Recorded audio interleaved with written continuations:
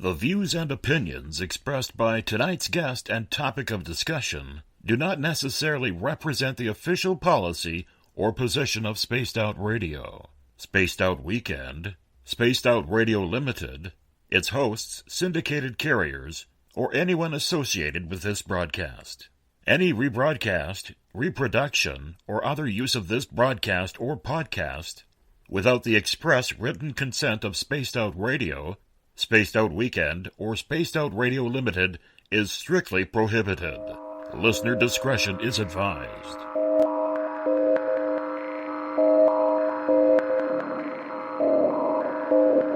Hi there, this is Dave Scott, and I would like to invite you to listen Monday through Friday right here on Spaced Out Radio.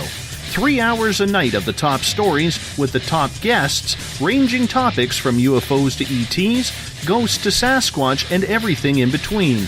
We are live every night, 9 p.m. Pacific, midnight Eastern. So come on in and take a listen at spacedoutradio.com. Spaced Out Radio will take you out of this world.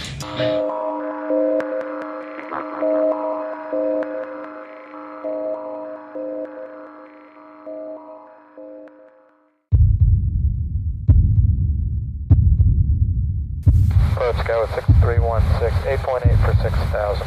Got 6316, North Hill Approach, going to maintain 3,000, I'm 1 for the right. 3,000, Skype 6316. Redwood 811, going to maintain 4,000. Airport's open to Fox 1. We take you higher and higher and higher. You feel it over and over again. We take you higher and higher and higher. You feel it over and over again. 6 runway, careful, runway heading, runway 5. Let's take off. Check!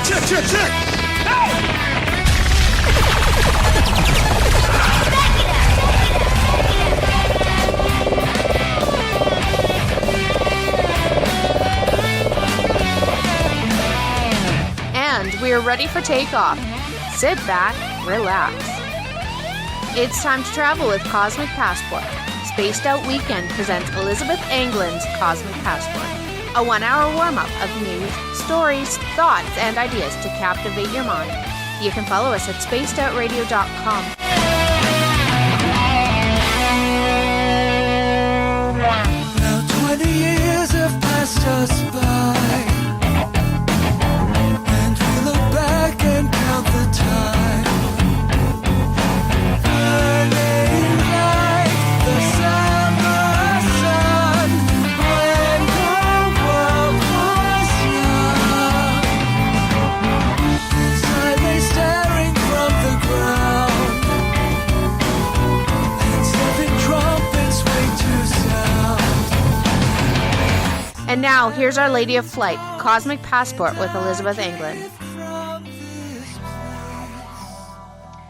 Good evening and welcome to Spaced Out Weekend on spacedoutradio.com.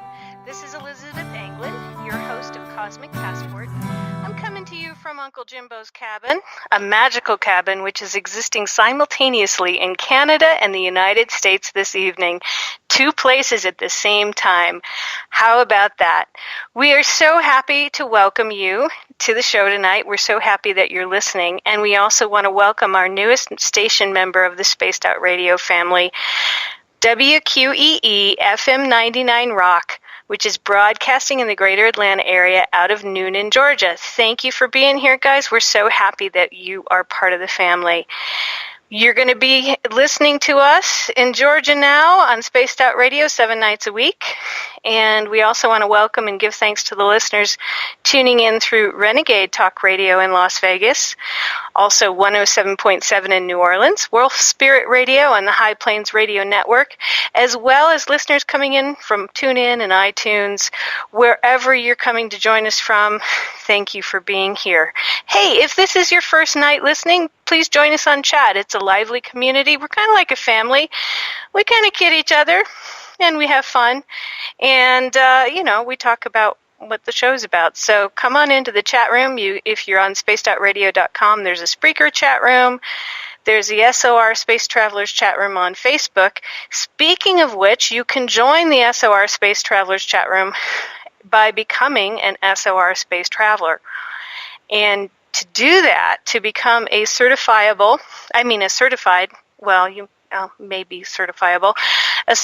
member, just donate $5 per month to spacedoutradio.com, and you will receive cool stuff like free book swag, private interviews, a newsletter that's coming, and archives of all the spacedoutradio.com shows.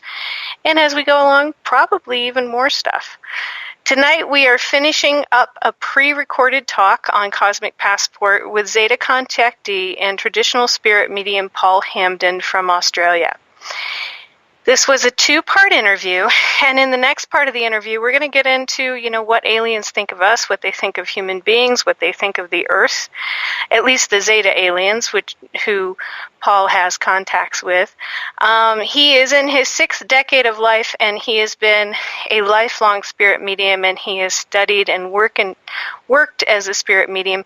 But he also arranges events in Australia where people call in UFOs, where they call in individual aliens into his home, and he tries to make it so that if there is any alien contact, there are always witnesses. And so far, he's been very successful doing this. Now, this is something that we don't think about so much. We've been talking about science and documenting and, how do we make the paranormal more scientific. Well, listen closely to what Paul Hamden has to say in this part of the talk, because he really is concerned with making sure that any contact is witnessed by more than one, and so you have this ability to document that. How many people witnessed this? What did they witness? Did they all witness the same thing? Did somebody see something completely different? Usually what he's found is that everyone witnesses the same thing. They all describe that they're seeing the same thing at the same time. So that's very encouraging. Now, Paul does have agreements with the Zeta race to give messages to the world for them. So what he has done is he wrote a book called A Primer of the Zeta Race with his Zeta contact, and that is available as a free download. You just go to Google and write download A Primer of the Zeta Race. It's a full-length book, and it describes what at least the group of Zetas that he works with think of humans, think of themselves, think of reptilians, think about their planet, think about the universe. Some things don't translate easily into human form or human terms because his Zeta contact is often talking about things across time, non-temporal, chronological reality. So, but it's a great read, and it goes along with a lot of things that I've experienced as an abductee and a contactee as well. So I highly recommend it. All right. That being said, the conversation was pre-recorded because Paul has to work during the week and during the day, and he's in Australia, and I'm on Mountain Time in the U.S. But if you have any questions, I will be hanging out in the Spreaker and the SOR Space Traveler Facebook chat room to answer any questions I have answers to. I might not have answers to questions, but hey, isn't that a fun place to be when you can just go, wow, yeah, that's cool, I have no idea. But if you do have questions, write them in all caps so I can see them clearly. After the show, it is time for Two Mediums in a Large, where you can call in and talk to our mediums tonight. Paisley and Joanna. I believe it is Joanna tonight. And it's so exciting. It's always so exciting. So make sure that you get the number. You can use the call-in number to call in. James will be running the board for Two Mediums and the Large, because where would we be without our Large? And I'll be back on after Paul. And yeah, James, I think James needs to come in right now so he can tell you a little bit more about what's going on tonight. Hey, James, what's going on tonight? Hey, Elizabeth, what is going on tonight? We are catching up with Joanna, who's been missing in action for a while, busy over the holiday season, and also Paisley. I think we have got that whole thing worked out where you call in and we end up not being able to put you on. Basically got rid of Skype off the computer, reloaded it. Elizabeth, you and I had a practice call at the beginning. Fingers crossed we are going to be able to actually take telephonic communication later on. So that's coming up on the top of the hour. Now, the show that Elizabeth is talking about is going to be, don't worry about it, we're going to get to it. We still have lots of time for that show. One of the things I wanted to point out to you is that it was pre-recorded. Elizabeth is kind of fading out in the background, so stand a little bit closer to the radio. If you got a ladder, that works. You can get up. If you're listening on the internet, get a ladder. She's the soft, quiet one in the background. And Paul's got an Australian accent, so there's no subtitles was done for on that. Messenger. Yeah, it was done on Messenger. We recorded it on Messenger, and it also had a lag time.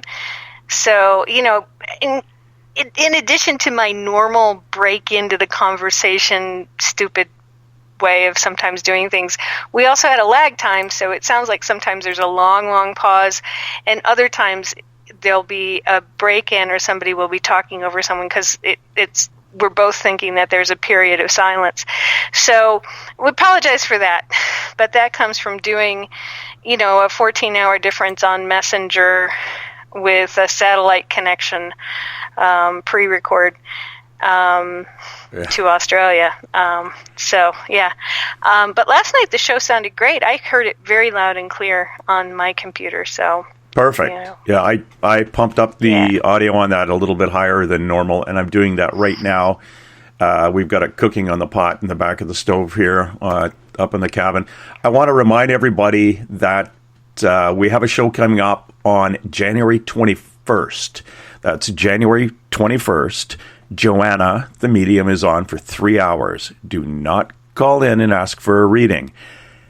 We are coming on the 21st, and she is going to go over all those follow-up questions that were generated from when she had her 3-hour channeling or communication with her spirit guide, the E.T. Rob, who told her all about what Bigfoot was, Dogman, the Loch Ness Monster, and a few other things. So that generated an entire show, actually, of follow-up questions, and I have a list a mile long that I'm going to put into the SOR Space Travelers chat room just so people know what questions are coming up.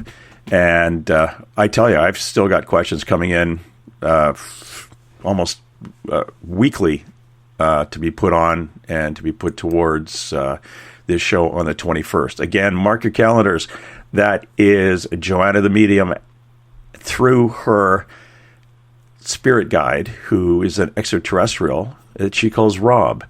And he is going to go over a number of these follow-up questions we have to do with Dogman, Bigfoot, UFOs, bases, underground bases, interplanetary travel. Again, but not big into the conspiracy stuff. I can maybe sneak something in on the on JFK again. We'll see how that goes. It almost got in last time, so we'll give it a shot. It's, you're going to keep trying. You're like I'm going to keep trying. Love questions. For those of you who didn't hear the show, and it was very, very interesting. I asked, how did I say this? How many people were involved in the assassination of JFK? And the answer came back that there were 3 people involved. And I said, okay. And how many people were the shooters? Oh, that was just 1. Oh, really? Was that shooter ever caught? No. Okay. What was his name? And then at that point, I got told to piss up a rope, I think, the term for it. But we'll see next time. Let's see if we can get into something. But for now, Elizabeth, you want to have everybody grab your tea, take a step back, and we're going to continue with part 2 of Paul Hamden. He is an alien contactee. He's a spirit medium out of Australia, and he's talking about his experiences with those little gray fellows and more. Thanks, Elizabeth. Yeah, thank you.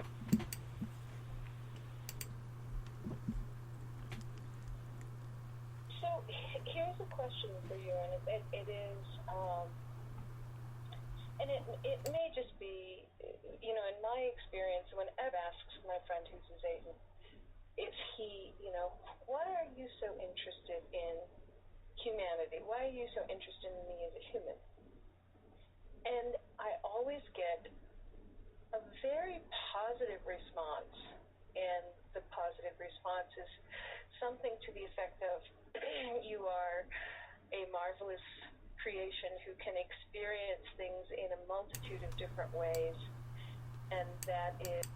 Yeah, apologies, everybody. We're going to have to bounce that up another couple of decibels. It is deathly quiet, and we're going to get that going here shortly. Elizabeth, where did you bump into young Mr. Paul? Is it in regards to your work as a medium too, and your experience as a abductee? It's actually, I've been on the Alien Abductee Support Group. We were both on the Alien Abductee Support Group on Facebook, and so that was how we met. We were both posting as sort of seasoned experiencers and contactees. And when I read a primer of the Zeta race, I recognized so much of the information. It went right along with what I had been told years ago by my contacts who were Zetans. Paul's not an abductee. I was an abductee.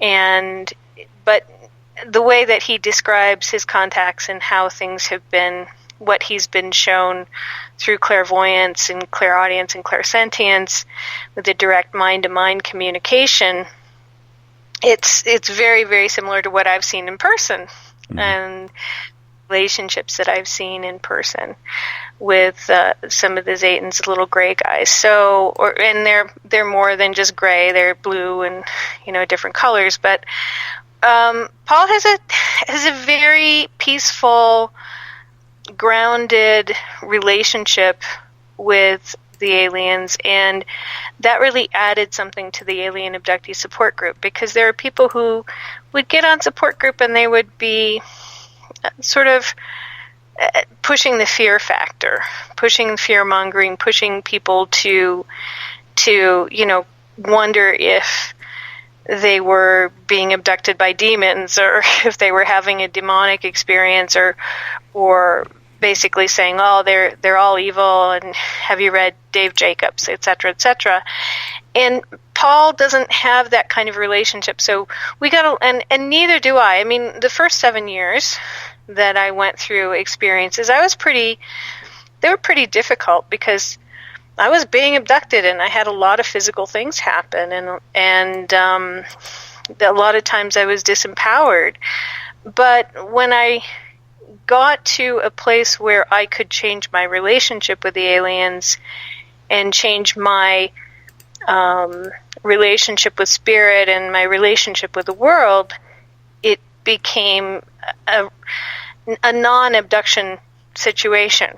I don't get abducted. I rarely go anywhere on a ship, and I never have a invasive procedure. And Paul had never had that, except he did have something happen when he was a child. They took a sample, but he I've done yet another pre-record with him where he talks about why they took a scoop sample from his leg, which is really, really interesting. But we got along. We saw things kind of in the same way. And he's someone who is also willing to say that not every alien contact, if you have a sort of telepathic contact with an alien, sometimes it's not an alien. Sometimes it's a spirit just trying to get attention. And he's willing to say that not every contact that appears to be alien is actually alien. It could just be something else. Okay. So in your experience, and I'm hoping we're going to get into this, the scooping out something in the leg and all that, because, gosh darn it, that would be interesting. Not this one. Yeah, I don't think it's in this one, because I did yet another one with him. I know, don't hurt me. It might be. He might go into it in this one. But he'll at least get to it, and next month I was going to do the next one, which even goes into physical mediumship, and he has tapes of Zaytans talking in the room, which there are sounds that you can't make as a human being, and then he has tapes of direct voice from other spirits that we play. So the next one's really cool, because he has these direct voice and alien language recordings that I have to play for you. So, that's very cool. Time. Do you do you know what? Oh, I guess you don't know what they mean, do you? You don't know what they're saying? I don't. It's a lot of clicks and chirps and whistles, and I recognize it because I had my own. When I started to become conscious, I said to one of the nurses, can you let me hear your language? And it's very similar to what she tried to do. She sounded a bit more like a dolphin, but this might be, low level dolphin clicks and chirps. Low level. That you're here. Because she did some really coloratura operatic stuff, the nurse that I talked to. It was like dolphin clicks and chirps, and then it was wee, and I went, okay, I can't do that. I could try to talk to you, but I can't make those noises, so it's not happening. So we had somebody put together a number of Bigfoot sounds. And they're on our website at spaceoutradio.com. If you go to those, I think we've got half a dozen of the recordings he had up in the high Sierras in California. And that is something, again, talking about Joanna on the 21st of January, we're running those audios past her ET guide and going to see if he could tell us what they are. Because they have been to a linguist, I believe at UCLA, who made a determination is that they weren't made by humans because of the type of tones that were reached, and that they were almost an Asian language. You could almost, the guttural, mainland Chinese kind of twang to it. If the Chinese had a twang in their language, that's what it would sound like. But it was incredible that these conversations were going on. It was a number of recordings when the investigators were out at a camp and were calling to these beings that they heard running through the bush around them. So we're going to find out if Rob can translate these, because if he can, we can send them back to the linguist university, who then can break them down and determine if Rob is full of alien poo, or that could possibly be a key to the language, if we can get what they meant at certain tonal places. It's kind of like the imitation game. All you need is a fact piece in the code, and then the computer can build the rest of the facts on that.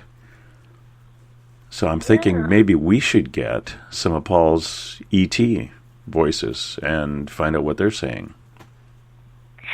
Yeah, I'm not sure. I don't know. I'll have to listen to it. You know what? I may send it to you to pump the volume up on it as well, because to me the volume, I was listening again over Messenger. It got sent to me.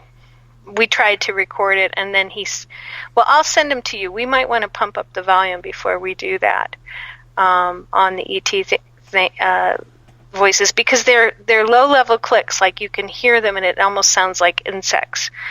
But if you've heard them before, you'll recognize them as not really being insect-like, but being more dolphin-like. Okay. So it's interesting because the aliens were in the room partially manifested. It's almost as if they could see an outline of them, but they weren't fully manifested in the room, and this is what they got, sort of like the voice recordings of ghosts. If you don't see the ghost, you can still get the voice recordings, but this was, they could see them, but they were see-through. Yeah, so there wasn't enough energy. They weren't creating enough energy for the sound energy to be loud enough to capture properly on the equipment. Exactly. That was, they weren't fully physically manifest in the room. They were partially physically manifest in the room. And that does kind of come through on the recording when you listen to it. But it's still very, very, very cool. It would be. Yeah. Now, for everybody who's wondering what the heck is going on, we're about to start up it's about a 40-minute interview. I know we're at almost the 9:30 point. I apologize for that, but I got to tell you that this, if we have to go a little bit into the overtime at the end of the night with the two mediums and large, we will, because that's what we do. And I hope our terrestrial radio station out there can go along with us. I know it's a little bit late for you guys, but we'll see what we can do. And we're going to open up our audio here. Elizabeth, are you going to be in one of the chat rooms? I am actually looking at the SOR chat room. I'm going to pull up both of them and listen quietly once the show gets started. But I'll be popping back and forth between SOR Space Travelers and the spacedoutradio.com chat room. Very well. I am looking right now, trying to find the audio that we just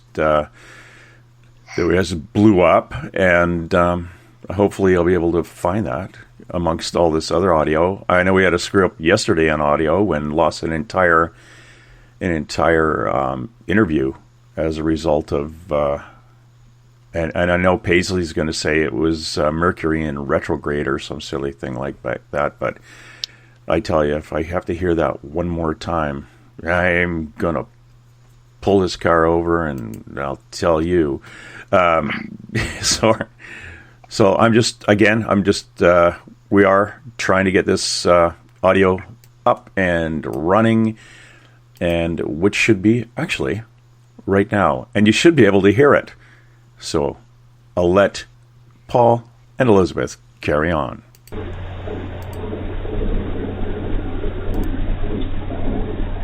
So here's a question for you, and it is,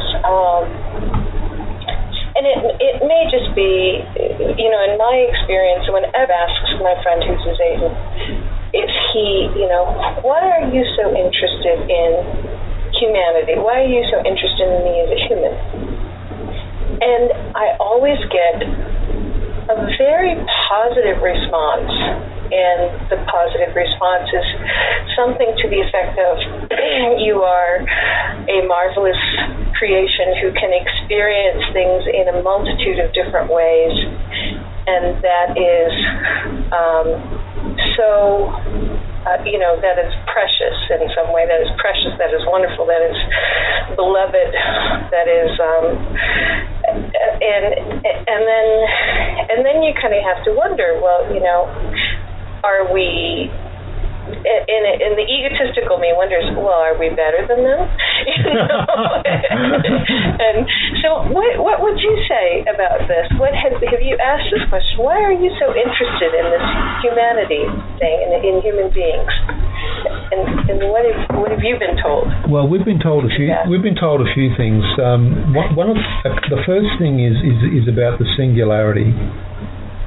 The second thing is what you've been told, and then the third thing is about another subject that I'll bring up. But the first thing is that the Zetas say, listen, any ability or power that you will ever hold already exists within you.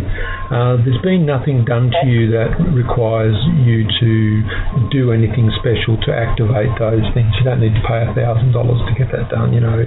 If you just sit in stillness and quiet space and connect to the universe, all these abilities that you have can be activated. And you can go out there and you can help people and support, educate, and experience. Another thing for them is that they use the incarnation process to experience this race.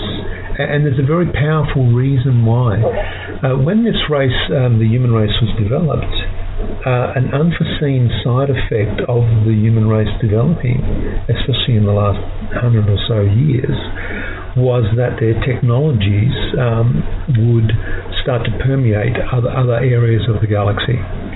Also, as the humans started to experience a heightened state of awareness of their own consciousness, their ability to reach out consciously through meditative states has allowed them to contact other races. Now, these other races have said, generally, we understand through using the SQE, these synthetic quantum environment spheres, that we're able to extrapolate out what we believe will take place from the human race. The races are very interested in the human container's ability with a spirit realm consciousness as to what they can produce, as in different forms, and I must say that, a form of damage. What potential is there for the human race to take with them all of their weaponized craft into space? Or what is the potential for humans to expand all of their technologies and all of the EMF that they create into space, into other cultures? And so it's like having very rowdy neighbours. At some point in time, you have to live together, and I mean that's really putting it at the simplest possible way. That so we're the frat house. We're the frat house with the beer cans. Yeah, look, at this point in time, we are the frat house, and we've got beer cans going everywhere, and the neighbours are looking on, going, we've got to do something about this. And so the way they're doing that is there's some universal laws that are in place. You can't change anything unless you're part of it. So they can only observe externally.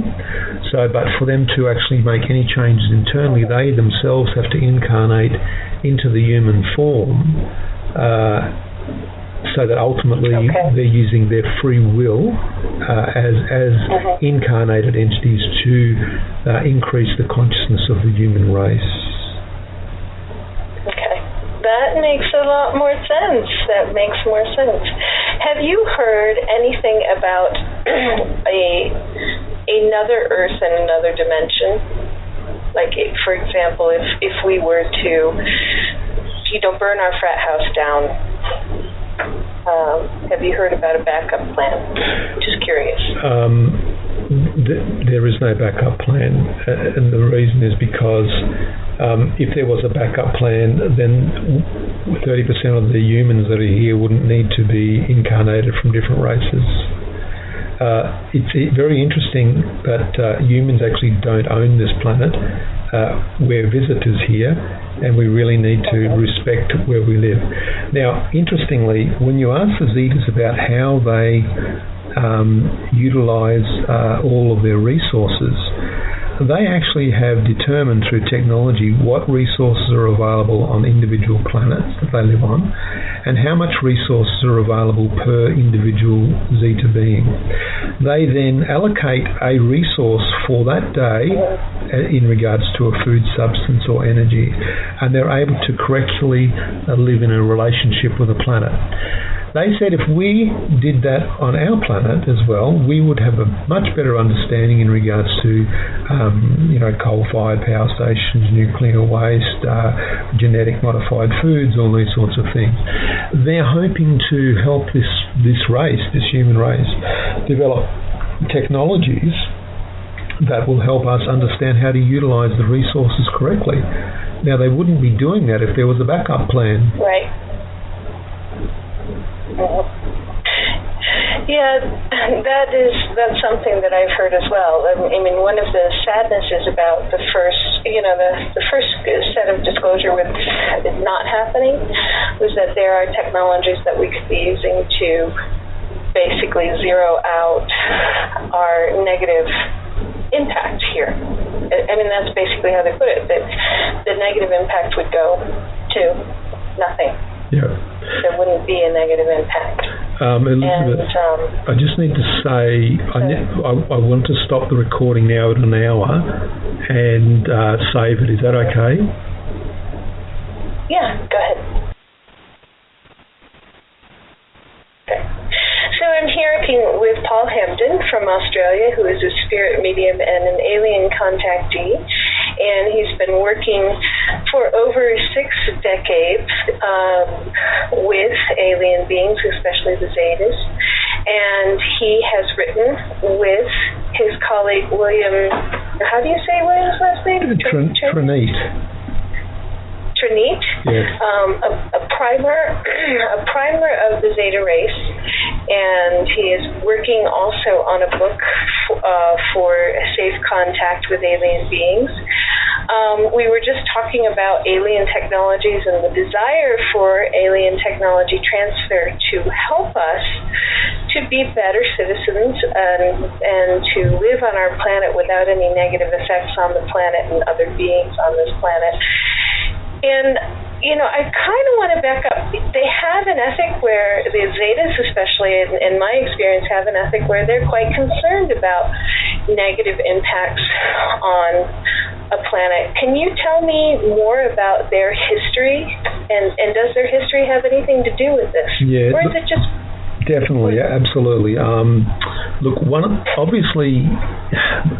Nobody really knows how many of the beings exist in the physical. A lot of people think that they're interdimensional entities, but if they were, then they wouldn't really need to materialize into the physical realm to do anything. But there could be just roughly maybe 3 trillion of them, and they live across multiple different planets and on craft, of course.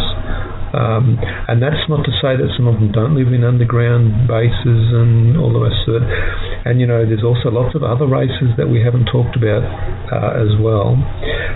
The Zetas themselves, one planet in particular, came under some sort of a contact with another race.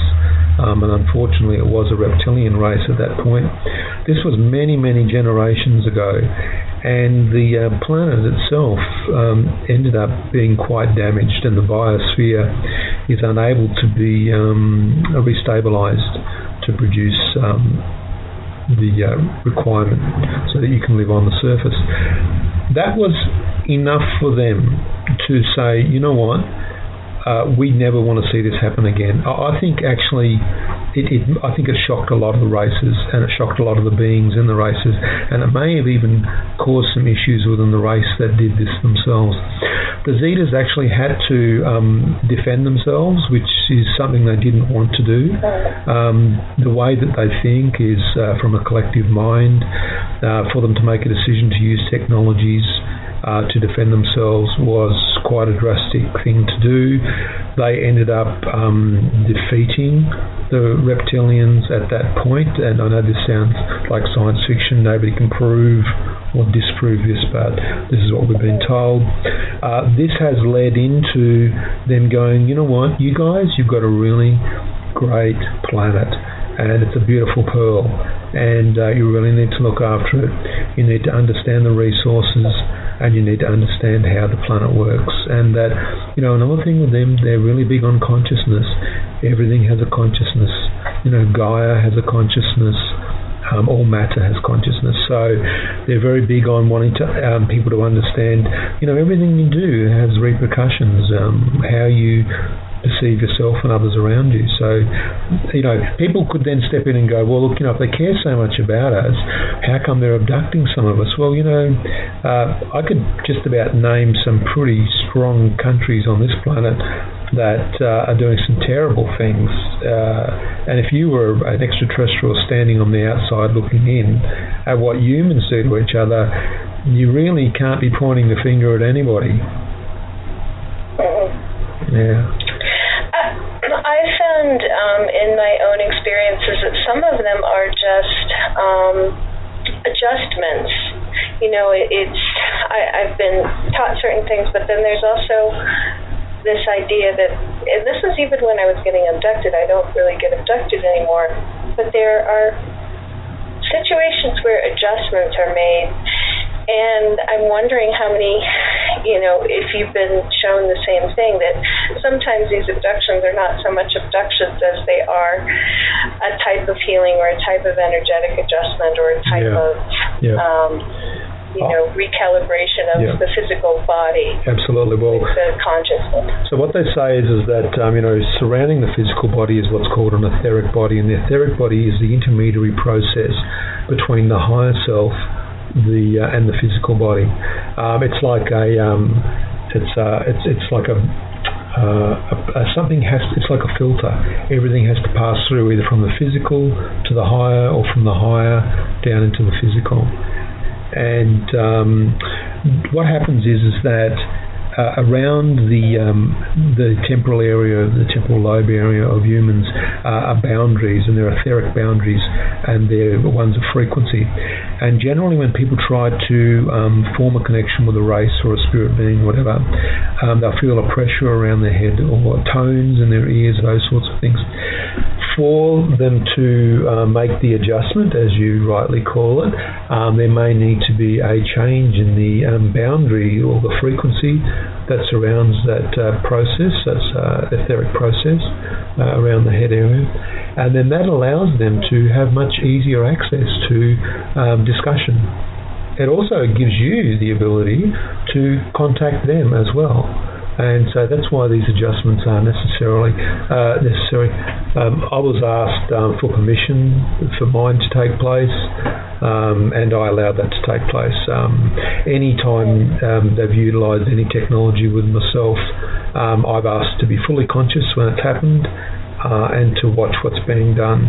And yes, some of it's painful. And most of it's been removed after it's been utilised as well. A lot of the communication that's placed into sinus cavities is based around them amplifying thought processes.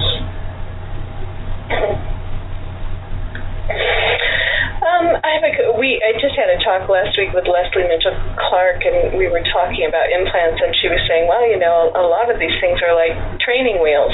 Once you've learned how to utilize your capabilities in a certain way, they're either taken out or they fall away or they, disintegrate. Would you agree with that? Absolutely, absolutely. In the olden days, it's funny we say olden days, but in the past, a lot of the implants were used as a technology for monitoring activity, but these days they're not necessarily required, because as the consciousness of the race has increased, so has the etheric body frequency of each human. That allows them, because you actually hold your own signature, that allows them to actually monitor their own through their frequency, and quite often a tone is heard by a person once they're being like what do they call it, triangulated. The phone systems triangulate through GPS. That's the same thing, and that's what a lot of the tones do in regards to that. Yeah, I had that.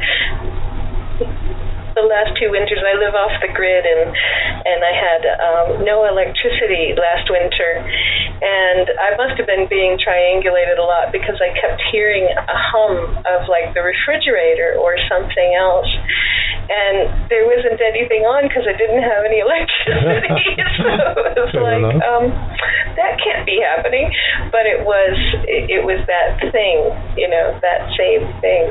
Yeah. Of all right, there's a connection now, or there's something going on now. Well, another interesting thing about the technology is that different people have different types of technology. So some people may have etheric technologies to allow their healing abilities to be magnified, or other people may have technologies that are used to increase telepathy. I see a lot of, it's the same as if you had a physical injury and you needed to use some biomechanical extension, to create a hand or a leg or a foot or whatever. I just see these technologies from the race as in aiding us to support others.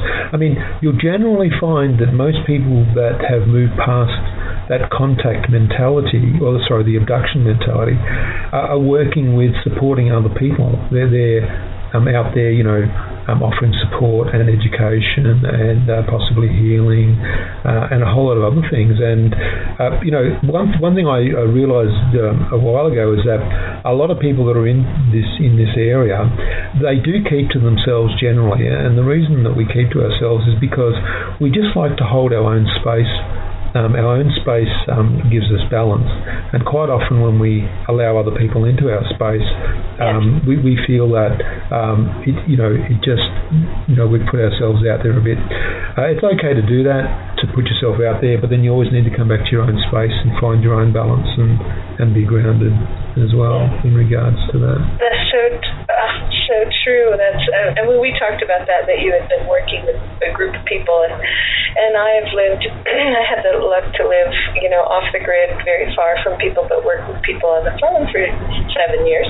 And speaking of sevens, and I'm now moving back into a situation where I'll probably be working with more people one-on-one. But part of me is looking for the balance, which is living is also in the in a more wild situation, but closer to town, where I can work with people, but then leave, and go to my own space. So I completely get that. Okay, one last question before I go into a end of show break. You are able to do a lot of things consciously. And it seems that you don't lose your memory. And even when you're in trance state, do you remember, like when you're incorporating or having do you have aliens incorporate in you? Is that how you would say it? Okay, so generally... how would you explain it? So different people call this different things. Yeah. But how do you explain it? Well, there's... And do you remember it? Okay, so, you imagine the ocean, you can swim on the surface, or you swim down through the depths to the very bottom of it, which, and that's a lot like trance. So the way they influence your consciousness can either be very lightly or very deeply. If it's very deeply, then you probably won't remember much of what they've done, especially if they're seeking to heal somebody or scan them for medical purposes to ascertain, maybe, someone's come and said, I don't feel well, can you have a look, or this, here's a problem, can you have a look at it? So you'd be into a very deep state, because they don't want the human consciousness to be interfering with their consciousness technologies. Whereas other times they may come in and just want to speak, and in doing so they can just slightly influence, and you can remember a lot of what is being said. And it may depend on, again, how your energy and your frequency is calibrated. Do you have a good match with the technology, and so it doesn't necessarily need to feel like a change of consciousness state? Would you say that's possible? Well, the difference is that I actually insist on the change of consciousness because of the validation. So if I was just sitting here now talking to you and felt that some of the things that I was saying that I was being influenced to say, then I'd say that I was in a very, very light level of communication with them. But when they come fully, there's times when there's what's called a transfiguration process takes place, and what they do is create an etheric mask over the top of my face, and they can actually be seen talking over my face as well. So I end up with 3 fingers, and I end up with, it depends on which races come. If it's the Anunnaki, then they are seen sitting in the chair, or if it's Palladian, they can be seen. It depends on how a lot of people have what's called spirit controls, and those spirit controls, those gatekeepers are able to physically manipulate your life force. They use those different life forces to create the ectoplasmic masks. Imagine a sheet hanging off a line. You put your hand on it and push it into the sheet, and it creates an image of your hand on the sheet hanging off the line. Well, it's the same thing with them. They can create the material so that the beings can push their consciousness into the material to present their face. And at that level, I don't want to know what's going on. I record it, but I don't want to interfere. I just, I've worked with them for so many thousands of contacts that if they're there to work, on somebody and heal them, I don't want to interfere in that. So it's a pretty deep state. Right. Yeah. One thing you definitely. What we in the U.S. would call trance medium, or they're generally we're called deep trance mediums. So very interesting. So, have you met your spirit operator? Is this too personal a question? No, absolutely. Yeah, he's a pretty funny guy. I was watching Deepak Chopra on my office computer. And this spirit person came through and sat on my desk and said, "Hey, what's that?" I said, "That was Deepak Chopra." And he said, "Well, what is that?" Like, because this guy, the spirit person, was from 100 years ago or something, and he didn't know what a computer was. And so once I explained that and what Deepak Chopra was, he then spent 3 days here watching videos with me, and we would talk. And then he decided that he would give me some information about himself. And so we actually know somebody who does research into genealogy, and he went away and over 3 months came back with his birth certificate, the death certificate, the wedding certificate, all those sorts of certificates to prove that spirit control existed, which was very interesting. I'm not going to obviously give his name, and I'm not going to say because I've seen what people do, but these spirit people, they very much exist, and there's different levels of mediumship all the way through from mental mediumship to what's called physical mediumship.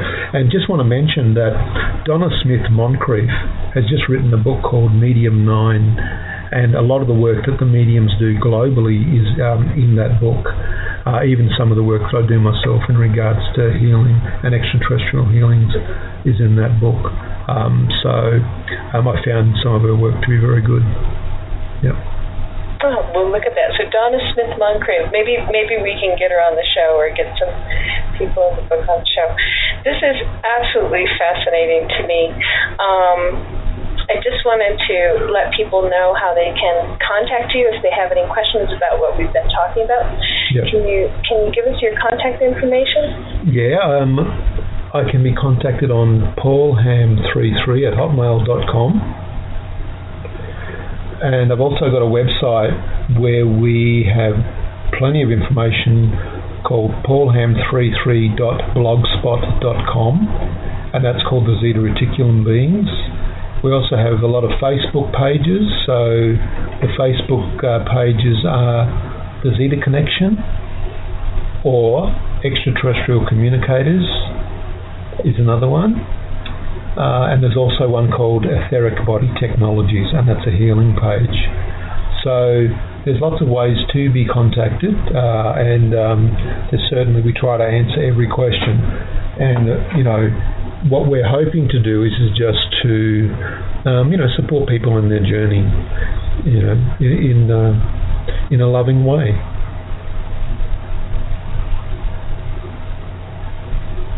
Wonderful. And we are talking with Paul Hamden, who is in Australia. He is one of the co-authors of the book, A Primer of the Zeta Race. And you're coming up with a new book. How is that going? And what's the title of the new book? Well, there's a couple of new books. we like to give things away. So the primer book is based on a lot of scientific material. The second book is called A Primer of the Zeta Race Volume 2 because of the prolific amount of information that the Zetas provide us. But a book that I'm currently writing is called The Zeta Mind. And it's them discussing the way that their society works, the way they think. They're comparing the way that humans think to the way that they think. They're trying to bridge that gap between the different types of worlds. So I've got a few other books. One of them is the Alien Interaction Trilogy. That's available on Amazon, and I've just put a site up that teaches meditation, and I've uploaded one of my books to that as well. And the meditation site is called, it's probably got a really long name, Meditation for Beginners, but it's a blog. So there's a whole book being uploaded to that that teaches people how to meditate. Okay, wonderful. And meditation, speak to that a little bit. I think sometimes, when we do support, you and I on the Alien Contactee support group, sometimes people aren't familiar with it and they're kind of in the freak out stage, the sort of how have, and even teaching some of these skills of telepathy or physical mediumship or other kinds of intuition, I found here in the United States at least that there are different ways of viewing meditation, and some of them are, I don't know that I would classify what they're doing as actual meditation. We're talking about like guided visualization. Yeah. No. How do you, in your book, the meditation that you talk about is, how would you classify that, and how did you find it important in your process? The book goes through different stages about meditation because the book's called Spiritual Guides, Mediums and Dimensional Entities. And the reason that I wrote the book was because I just wanted a simple guide in regards to, getting into some sort of state of consciousness. Many people struggle with their minds. Their minds are there presenting themselves with all the problems of the day, and so obviously there are guided meditations that people use to sort of divert their minds. But ultimately, their mind is always there, and it's not something that can be avoided. So it's best to teach the mind how to focus on the breath. The Zetas have shown us that the breath contains infinite gateways to consciousness, and breathing allows the energetic structures of the body to change frequency, such as the brain going into the theta state. In these states of consciousness, in these states of clarity and stillness, the guides, spirit people and extraterrestrials can come through and offer support and comfort and education and experience. And so for a lot of people, rather than continually reacting to their external stimulus that they're being provided either by the planet or the people around them or extraterrestrial or spirit, meditation allows people to take control of what's going on around them by being in a space of stillness and allowing people to become observers of their own behaviour. Using the breathing techniques allows the people to also move into these clear states of understanding. And that's what many of the races seek. They seek people that can be utilised correctly in a place of stillness. And so that's why when someone comes to me and says, oh, I've been abducted, or I've got contact or whatever, how do I improve this situation or change the situation?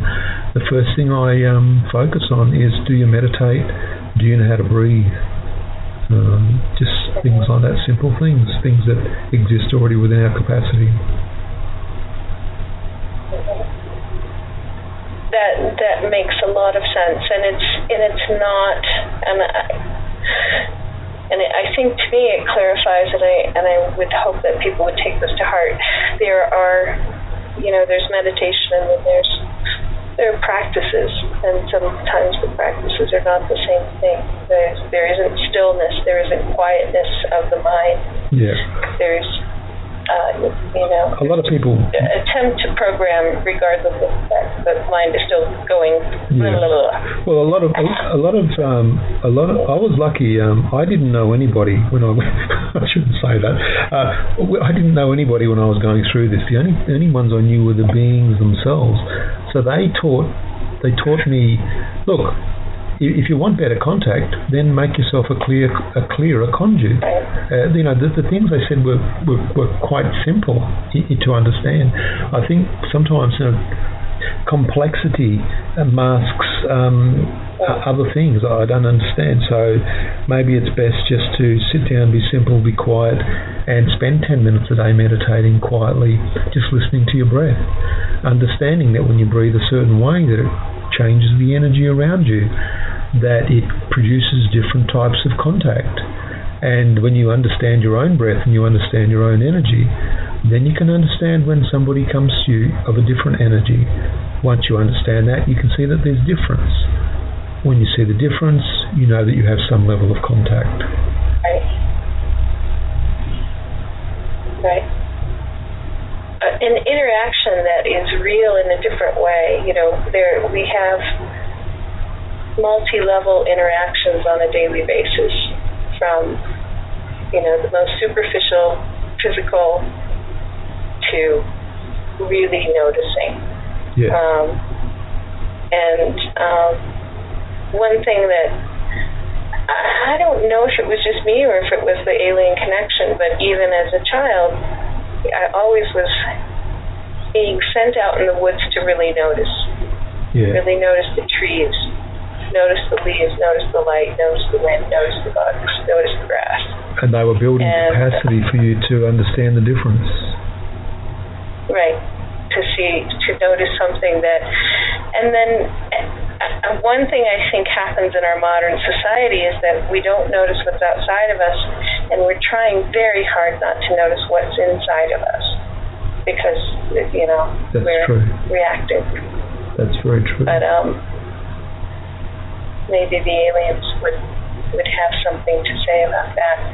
All right, let's look at our time. I just want to say I'm so happy to be talking with Paul Hamden from Australia, a very talented medium and alien contactee who you do group sessions with Zetas and you do group healings. Is that correct, or do you do one-on-one healings there? So we do one-on-one healing. We do one-on-one healing. So if somebody,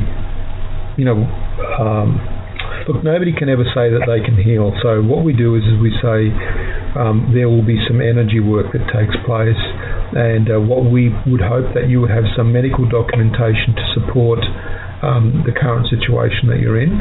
And then after the energy work, we would like for you to go back to the doctors and see if there has been any changes.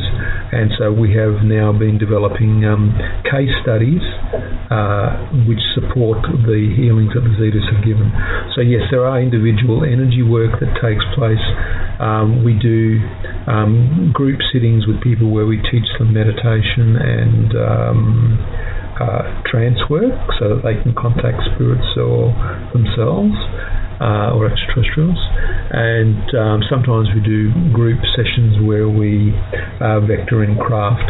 The vectoring in of craft is unfortunately something that I don't do very often, and there's only one good reason. It's because I've been asked to take responsibility for anything that happens to the craft when it comes here.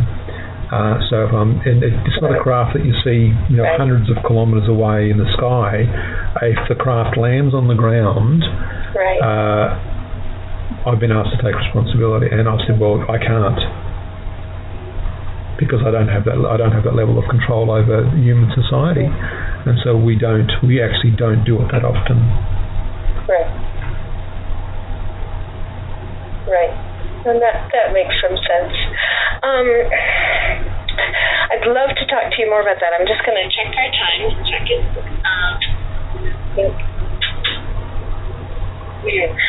We have a few more minutes. You've seen craft before. You told me, that you've seen craft before. People are always interested in what they look like. Can you describe some of the types of craft that you've seen? Absolutely, would love to. That's one of my favourite subjects.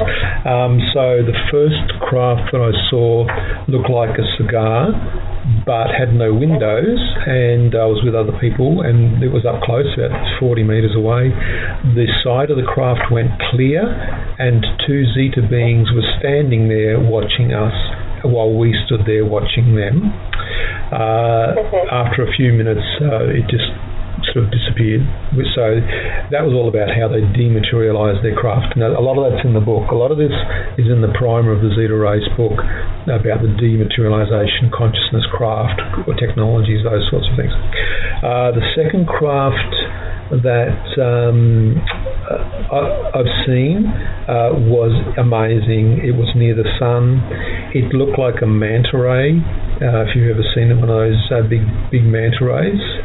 And they was actually using the sun as a method for powering itself up. Another one, of course, I wasn't near the sun when that happened, by the way, just to make that clear. Sometimes I get taken to craft, and I'm able to see what's inside them. Okay. And other times I'd see them, from a remote viewing process that is supported by the Zetas. Other craft, when they've come and physically landed, one was like a classic dome, but underneath it had some two coloured lights on it, and there were 20 people sitting in a circle. The craft landed outside of the circle. Most people had their eyes closed because it was a very difficult situation for most people to even comprehend that a craft had landed. The craft was in a semi-dematerialised state, so you could see it, but it looked very watery. These watery-looking entities. Now, I don't know if you've ever seen the movie Contact with Jodie Foster, but at the end of it, this watery-looking entity comes up towards her as she's standing in the sphere. Exactly the same process. These watery-looking entities come up, but as they were walking on the ground was crunching under their feet, and you could hear them walking. Everybody could. They stood around behind that one being behind every person. They stayed there for about 15 seconds, moved back over to the craft. The craft took off, and then the clouds that were in the sky above our heads all rolled backwards, and all the dogs and all the animals stopped howling. It was a very interesting encounter, something I'll never forget. So there's lots of different craft and different technologies and how they use their craft and how they build their craft. That's really interesting as well. So the Zetas have talked all about that, using genetic technologies, how they build certain human containers to use as well for different functions. They say they specifically do not splice their genetic material with human material because the nucleotide sequence of humans is different to the Zeta race. There's just so much information, and it's all really interesting. And a lot of this is in the It's in the books, yeah. Is that it? Yeah. Yes, it's in the books. Wonderful. So people can find that in A Primer of the Zeta Race by Paul Hamden and William Treneat. Yep. And it's available. Is it free download? Just put it into your browser, in your Google, or or Yahoo and download a primer of the Zeta Race, and you will get your copy downloaded immediately. Yeah. There's a new version coming out, or if you want a paperback, you can go on Amazon and grab a paperback copy. A lot of people do grab the paperback. As well, because they like something, to carry around. This is. Yeah, it's nice to feel paper and have it to look at.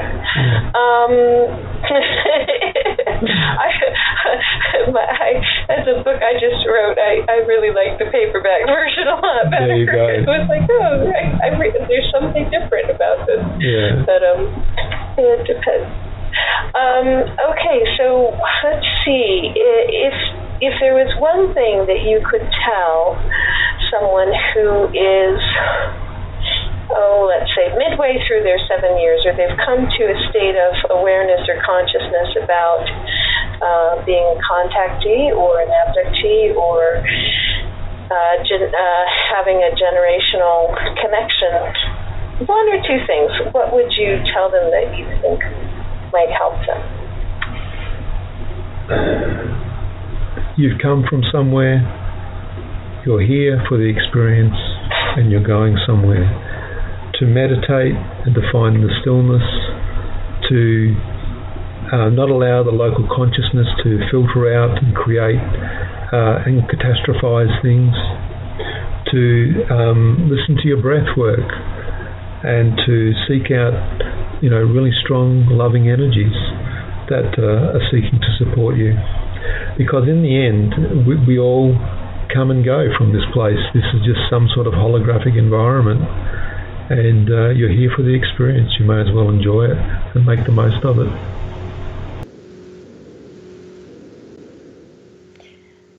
Thank you so much for listening to this pre-recorded interview with Paul Hamden from Australia. Up next, we have Paisley, Joanna, and James on Two Mediums and a Large, who are going to take your calls for mediumship and numerology. And the number has been posted in the Spreaker chat room.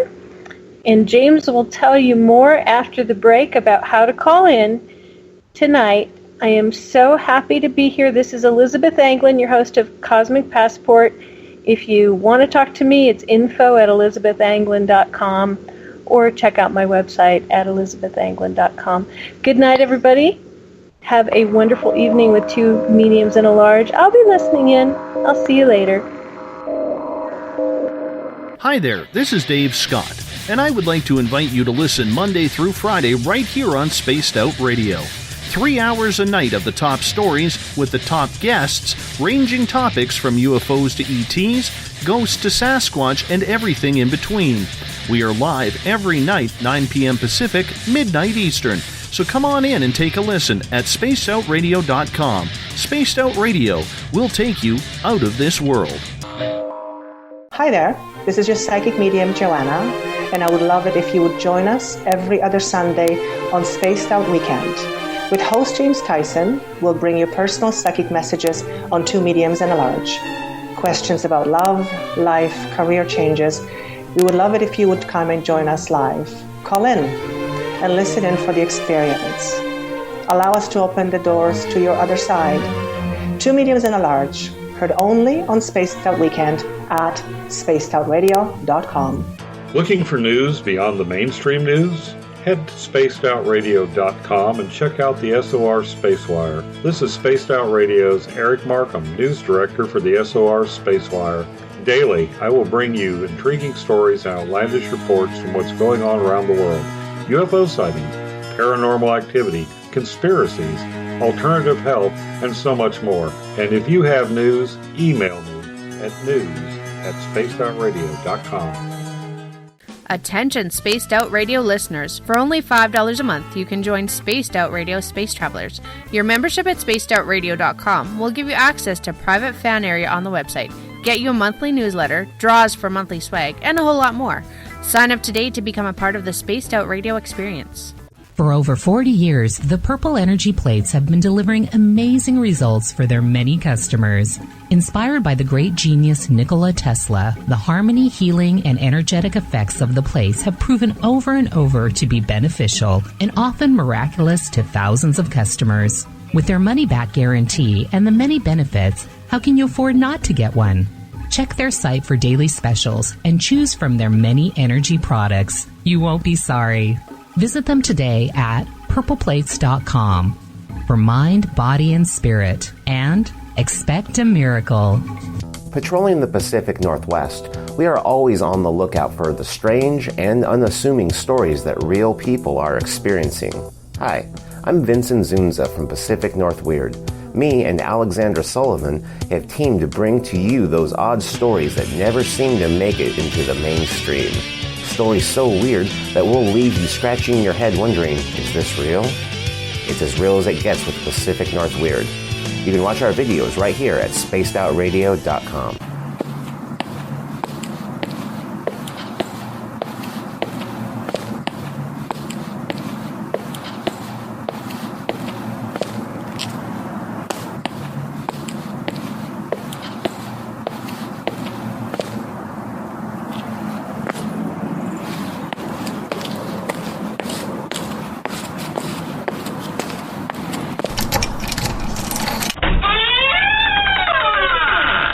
It's time to go live on Spaced Out Weekend.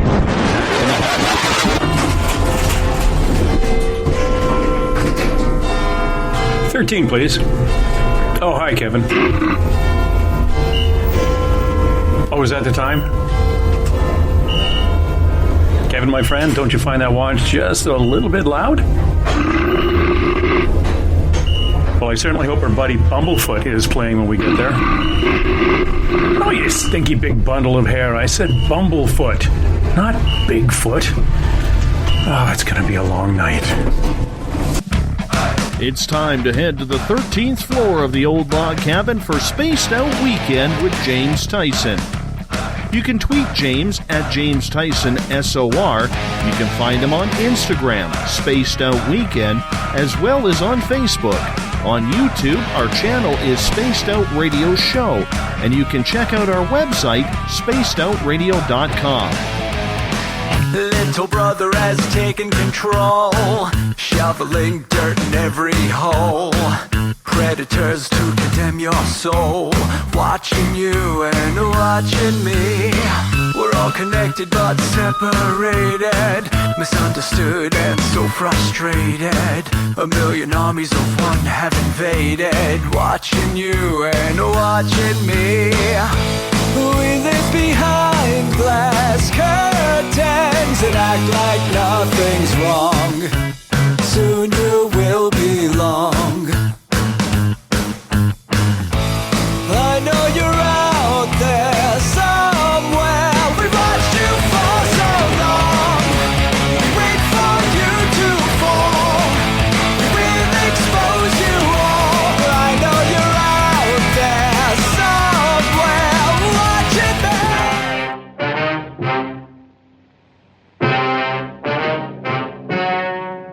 Ladies and gentlemen, the story you are about to see is true. The names have been changed to protect the innocent.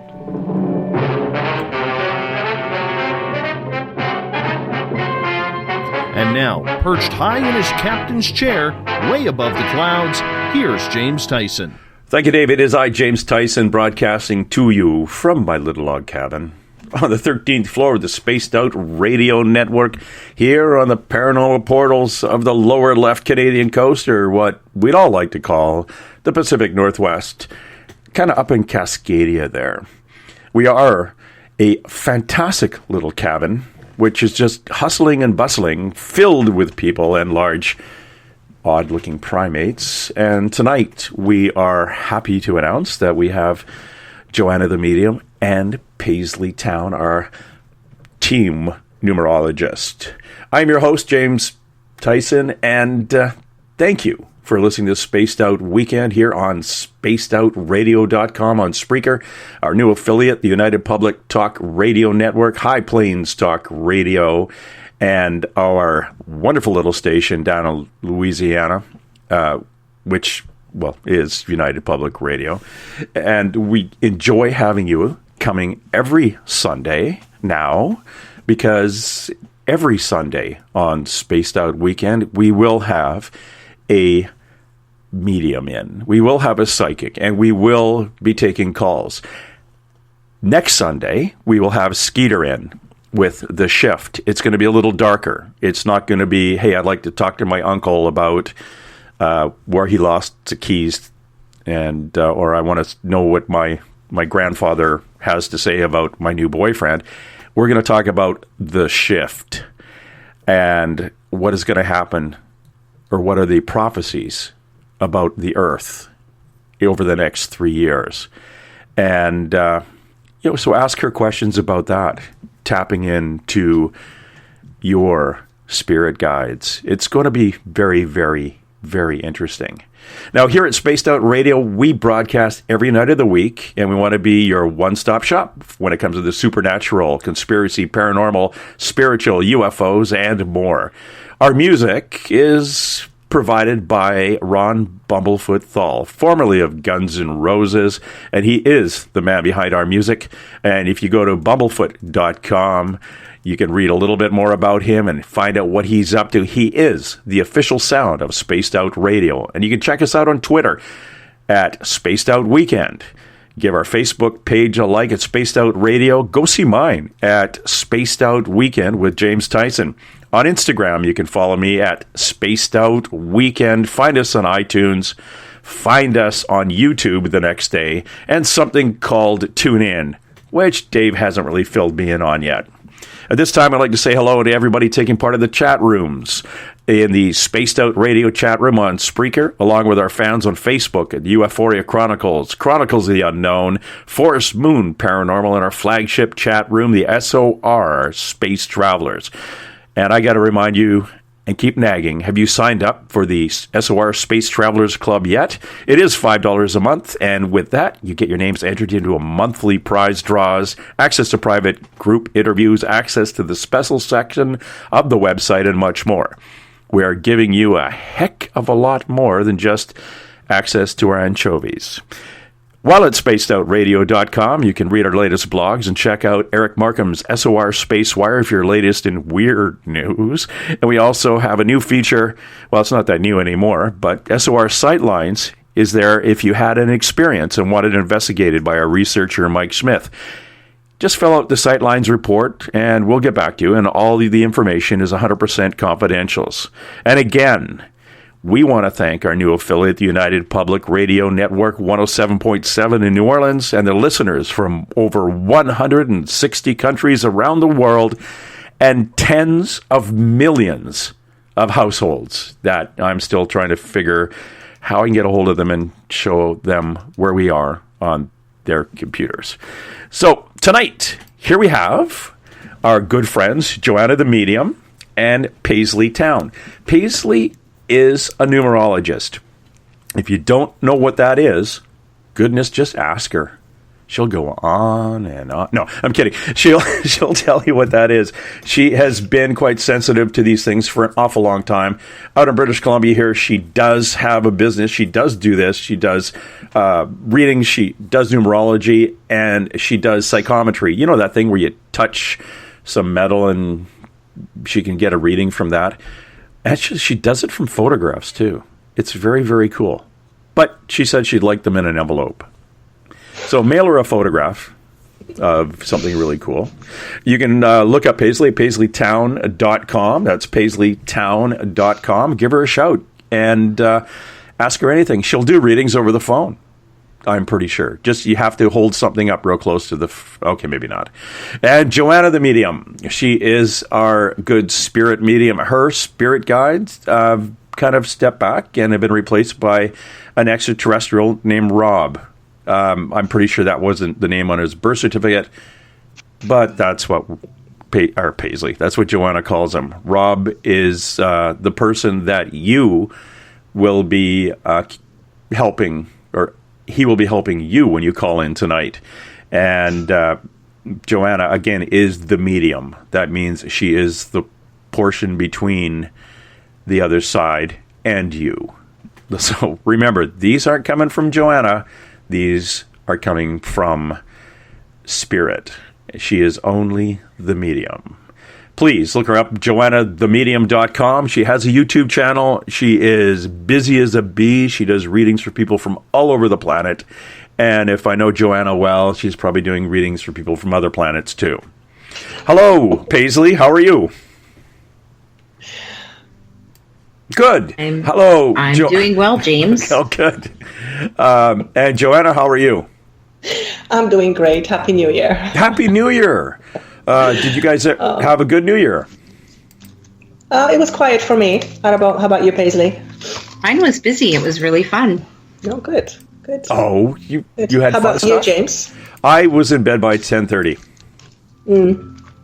Because that's okay. That's the kind of rowdy guy I am. So we've got a couple of callers in the lineup right now, and I think our friend Sharon, Hello. Kendra, are you there? Hi, it's Daryl. Oh, Daryl, shush. Sorry, I didn't mean to shush you, but there's somebody just ahead of you. Okay, no problem. And Daryl, if you wouldn't mind. Radio. Yes, please. Yeah, I'll turn it off. Sure. We'll wait here. It's off. It's off. Excellent. Okay, Kendra, are you there? I am. Go ahead for Paisley and Joanna. Hi, ladies. How are you? Hello. Good. How are you? Great. Now, is it Kendra?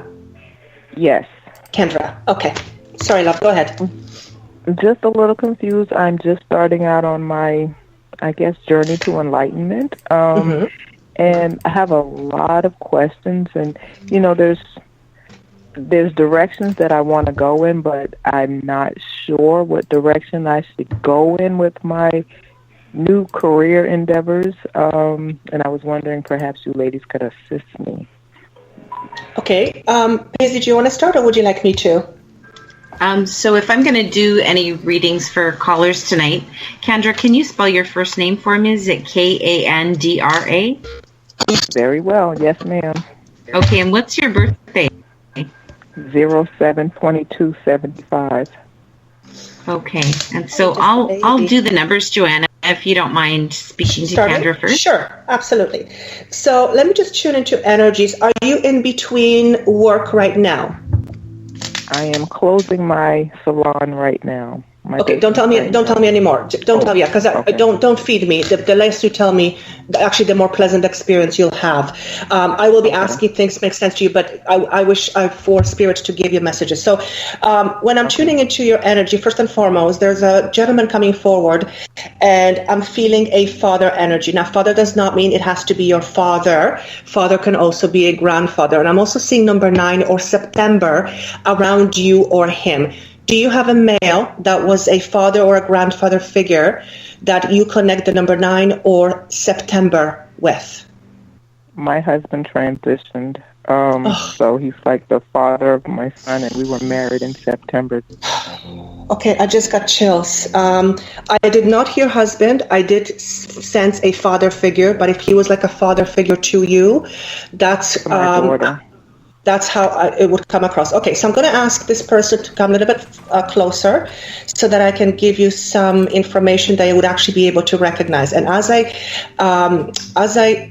connect further with this gentleman, I'm seeing a letter J as in Joanna, somewhere in first or last name. Is there a letter J somewhere in there? The current energy around me is a J, male energy, that is a possible significant other, new significant other. No, the J I'm seeing, well, it could be, but typically when I see this with the person that's next to me that's in spirit, it would signify that it's something connecting with them. Okay. So if this doesn't make sense to you right now, I'm reluctant to go with current, so I'm just going to put a question mark around this. I'm also seeing the number 4 or April. Is that of significance to you? For April, or April. No, ma'am. No, okay. So Joanna, Joanna, she's born on the 22nd, which is a 4. Okay, that's interesting. But what I'm going to say, if the 4 doesn't make sense to you right now, and Paisley will talk about numerology to you. I'm just going to put it aside because sometimes you'll go ahead with your day tomorrow and you're going to go, oh my God, it's maybe something in the back of your mind. Also, when I connected this gentleman, he's tapping his feet. The person that you were speaking of that was like a father figure, did he like to dance or did he like to tap his feet, or he's tapping his feet? No. No? Okay, No. so I'm going to put a cross around this. Just let me give me 1 second. I'm just going to tune a little bit more. My uncle, what's his name? Timothy. Who is the person that died from cancer or had cancer? My grandfather. Okay, he's passed? Yes. Yes, okay. Before I I'm met going to... him. Okay, is there a letter J in his name, first or last? Doesn't have to be the first letter.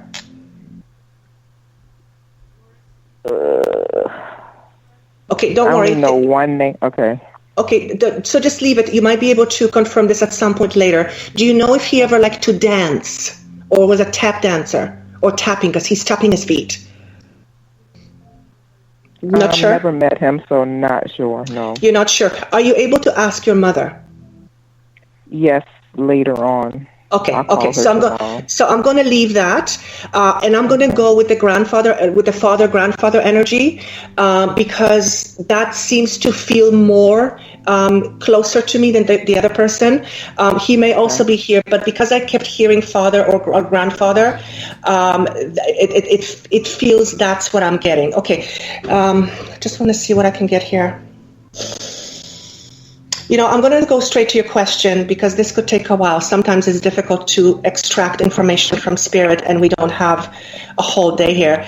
Okay, so as far as your career, there is Ace of Swords is coming up for you, which is new beginning, but this is also new ideas. Now, you did mention that you are closing down your business, and what I do see is whatever it is that you're closing down, it feels to me like you are moving in a very new but also very different direction, because I'm seeing a 180-degree change. So let me ask you, do you know what it is that you wish to do? Yes. You do? Okay. So as I look at your business is on my left, and where you're going or where you're contemplating of going is on your right. They're saying to me that it is the right move. However, there seems to be a reluctance, and I feel this around my chest, and the reluctance seems to be, I don't know if this is going to work. That's the feeling I get. So are you choosing something, or are you contemplating something seriously? Yes.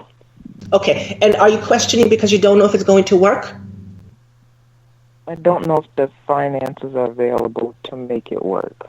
Okay, so the answer is you don't know if it's going to work. All right, so Let me just see. Again, I'm seeing the number 4. Okay, so aside from the April aside that we talked about earlier as a possibility, 4 to me also represents foundations, but foundations at the very beginning stages of its existence. In other words, building brand new foundations. Now, when I tune into that energy of what it is that you're wanting to go into, I see a carpet being rolled in front of me. This signifies to me that there is a potential for you to move forward with this, but it would require you to make some uncomfortable decisions or sacrifices.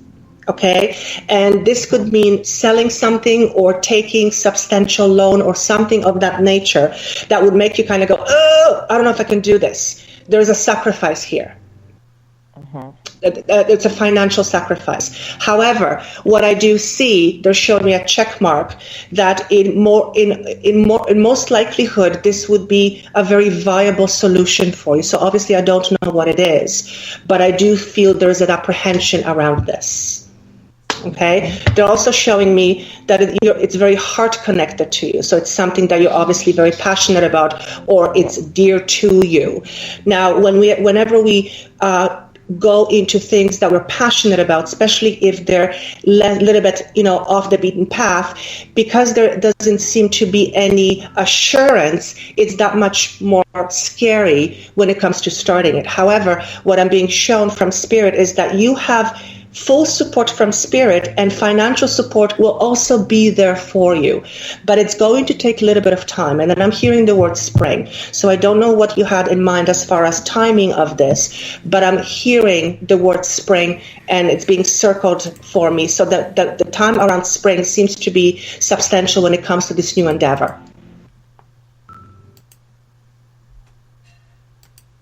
Sounds about right, because I can't go to school until, I guess, about spring. Okay. Also, are you looking at taking a loan? Because I hear loan. Trying not to, but yeah, I'm Okay. going to have to. Okay. I hear loan, and my guide is nodding his head. And though you would prefer not to, I do not feel, let me just put it this way, taking a loan would make this much more pleasant experience for you. In other words, you won't have to struggle as much. Okay. Okay. Now, whatever school you're taking, I don't see this as a very lengthy course. I don't see it years. I see it, I'm actually hearing the word diploma. So is it a diploma you're looking at taking? No, master's, another master's degree. Okay, but you already have something on. You already have something, because I'm not seeing this as a 5 or 6 year program. I'm actually not seeing it as a 4 either. It's a 2-year program. Yeah, because I'm seeing it under 4. So 2 years typically is a diploma you can usually do in 2 years. But if you can do masters in 2 years, they're showing it to me that it's not lengthy process. Yes. Okay. Now they're also showing me taking your glasses off, and this could signify that you need to check your eyesight, number 1. But number 2, you really need to pay careful attention to the most minute details about this. And are you someone who reads details really, really closely? Because not everybody does.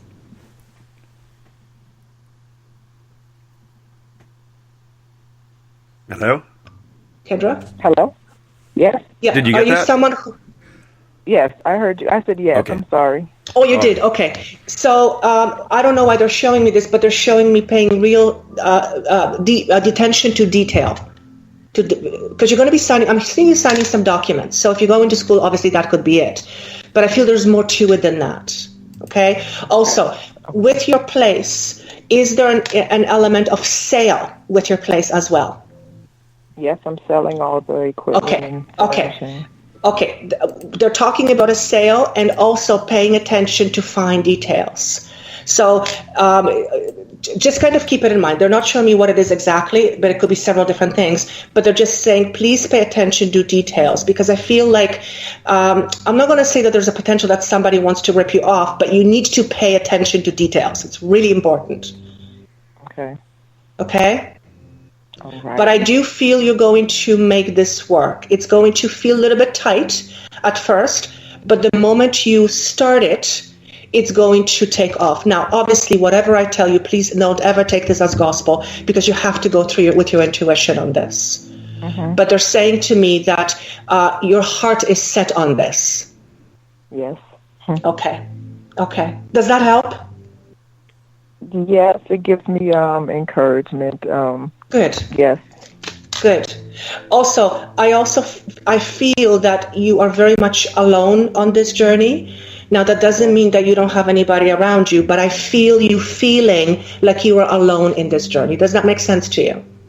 That makes sense, yes. Yes, which obviously would make it much more, anxious if you're looking at making major decisions. So completely understandable.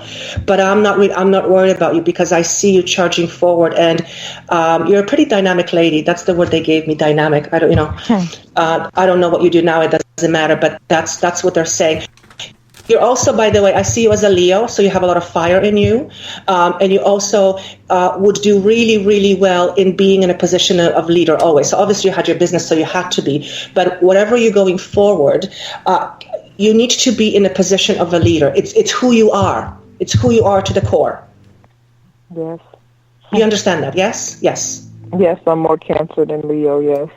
Yes. Okay. But you have a lot of fire. It's not that you keep it down low. You don't appear fiery to people, but you have that in you. It's very much there. It's understated, but it's there. Okay. Can I leave that with you? Say that again. Can I leave that with you? Yes, Okay. I received. Okay, and then let's just see what Paisley wants to add to that. Wow, that was awesome, Joanna. Thank you. Thank you. So a lot of the words that Joanna even chose to use for your reading so far are things that I had written down. So, Kendra, when I do the numerology for your name and your birthday, we've got 3 outstanding fire numbers, 4, 4, and 2. The name Kendra with this particular spelling is a 2. So that talks a lot to the action to be taken. There is, on your part right now at this time, there is like a lack of motivation. And I want to say, even though you have sort of a plan, I feel like the direction isn't quite there yet. Does that make sense to you? Yes. Okay.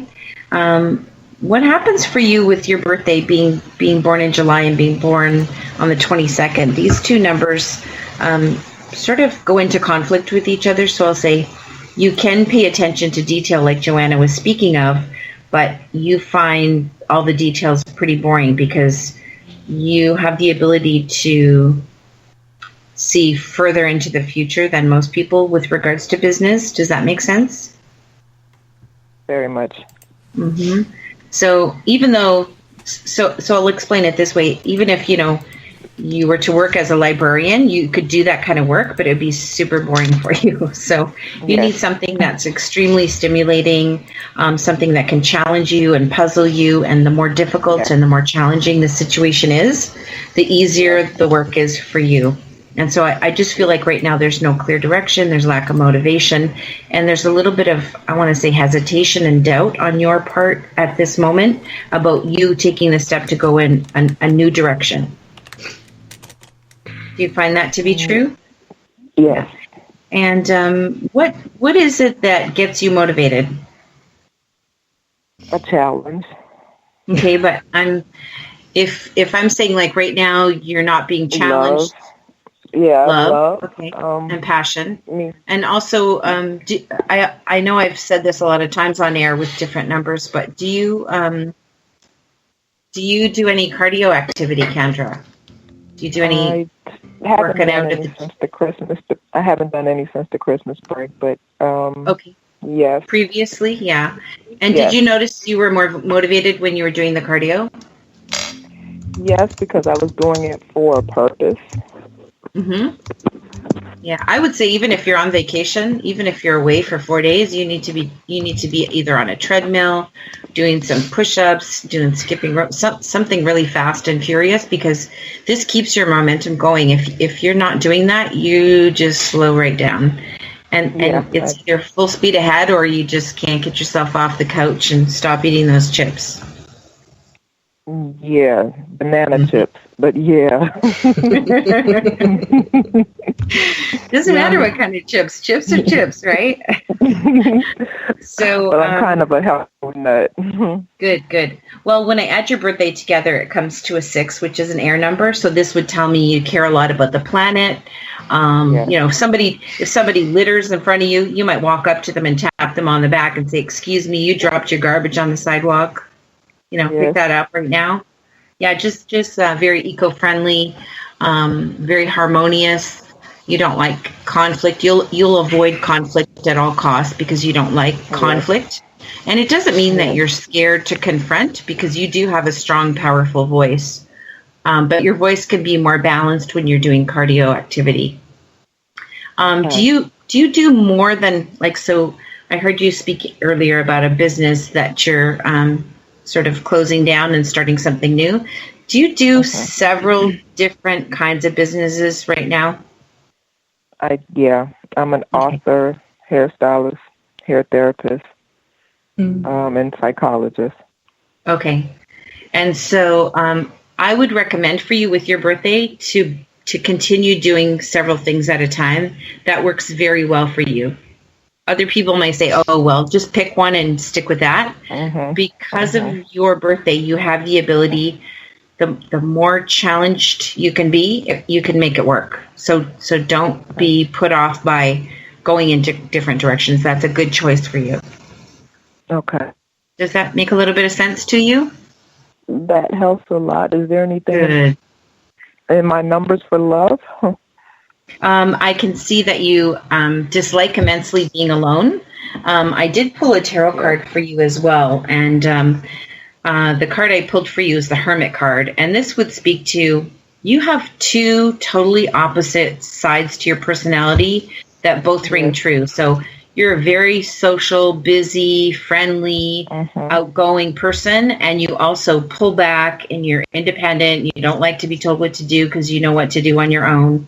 And the Hermit card for me with this reading, the way that the Hermit card came up for me for you was that it's important for you to pull back and trust yourself, not to get your information from outside of yourself, but to kind of go within, pull back, make your decision, and then come out with, here's what I decided on my own, instead of like going to ask other people what you should be doing. So as far as love relationship, I would say you exactly know what you need. You're just not going towards that. Okay. So trust yourself and stick to your guns and say, you know, I know what I need and this is what I need, and I'm not going to settle for anything until I get it. Okay. Does that make sense for you? Yes, it does. Okay. Excellent. Wow, that was really cool, Joanna. Thank you. Yeah, Best of luck, Kendra. Thank you. Best of luck, girl. Ladies. Yeah. You're welcome. Have a Yeah. Call in again when you get a chance. All right. Will do. Thanks, Kendra. Bye-bye. Have a good night. And for out there, please give us a shout at 575-694-6634. Again, that's 575-694-6634. Or if you are out of North America, give me a shout on Skype if you can. That's James_Tyson32. Again, on Skype, James_Tyson32. And I tell you, because of Skype as our platform right now, and we're going to do something to fix this, when you call in, I will hang up on you and call you right back. It's just that if I answer your call, I put the mediums on hold, and that is kind of redundant because I can't really help you. So it's like, we'll do it that way. Again, the numbers are 575-694-6634 and Skype James_Tyson32. I'm going to go over to Daryl here at our 212 area code. Daryl? Somebody poke Daryl. Okay, we're going to bounce over to the 956 area code. Who's this? Oh, I'm here. Oh, okay. Hello? Yeah. Oops, all right, sorry you're about back. that. No problem. Oh, I'm glad. I just wanted to say Happy New Year to everybody, and I wanted to say, Joanna, I found it the most fascinating show I've ever heard was when you were just like answering questions with your spirit guide alien. I thought that was just unbelievable. I thought that was the greatest show on earth. I swear to God. Oh my gosh, thank you. It was boggling. I loved it. I want to do, I think we should have one show just for you, doing that. Well, James, I think we're doing it on the 21st, James. Is that correct? Yes, Daryl, on the 21st. Do you recall having that? We had that show where we had all people call in with questions. It's like the updated questions for her. It's coming up on Saturday the 21st. Well, I better circle my calendar. That was excellent. I think I did. It's just incredible. That whole process was just awesome to listen to and be a part of. And I just think I wish I had my own alien spirit guide to beat up the little devils that are in here. Oh, Maybe he could get. Since you're so connected to this alien guide, I wonder if he can identify some of the phenomena that I'm experiencing. I don't know if I should get into detail. No, let her spirit guide kind of tune into that. Yeah. See. Yeah,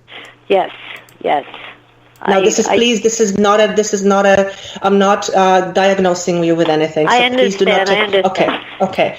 But what he's saying here is that it would be apropos, whatever that word is, for you to have this checked out by your doctor. Also, I absolutely will. Are you experiencing any pressure or ringing in your ears? I don't have ringing, but it feels like sometimes, even outdoors, I have this pressure as if I'm underwater or going up in an airplane. Yeah, because he's showing me there is something going on with the eardrums. Yeah. Okay? Yeah. And you should have it looked into. But he's talking about more of an anxiety than any kind of alien situation. All right. Well, okay. A few more things then. Just one more thing. There's something that's is something spilling things in other rooms when I'm not in there? What is this thing with water? They seem to like to knock anything wet out of my hands or off a table. What is doing that? Do I have an entity, a poltergeist? What the hell is doing this stuff? I don't know. I'm not sure. Wait, loud. I'm not. I'm not. You're not getting anything. Okay. Not on that. He's not giving it to me. No. Maybe I'll save some of these questions for when we all, in the group chat. Yeah.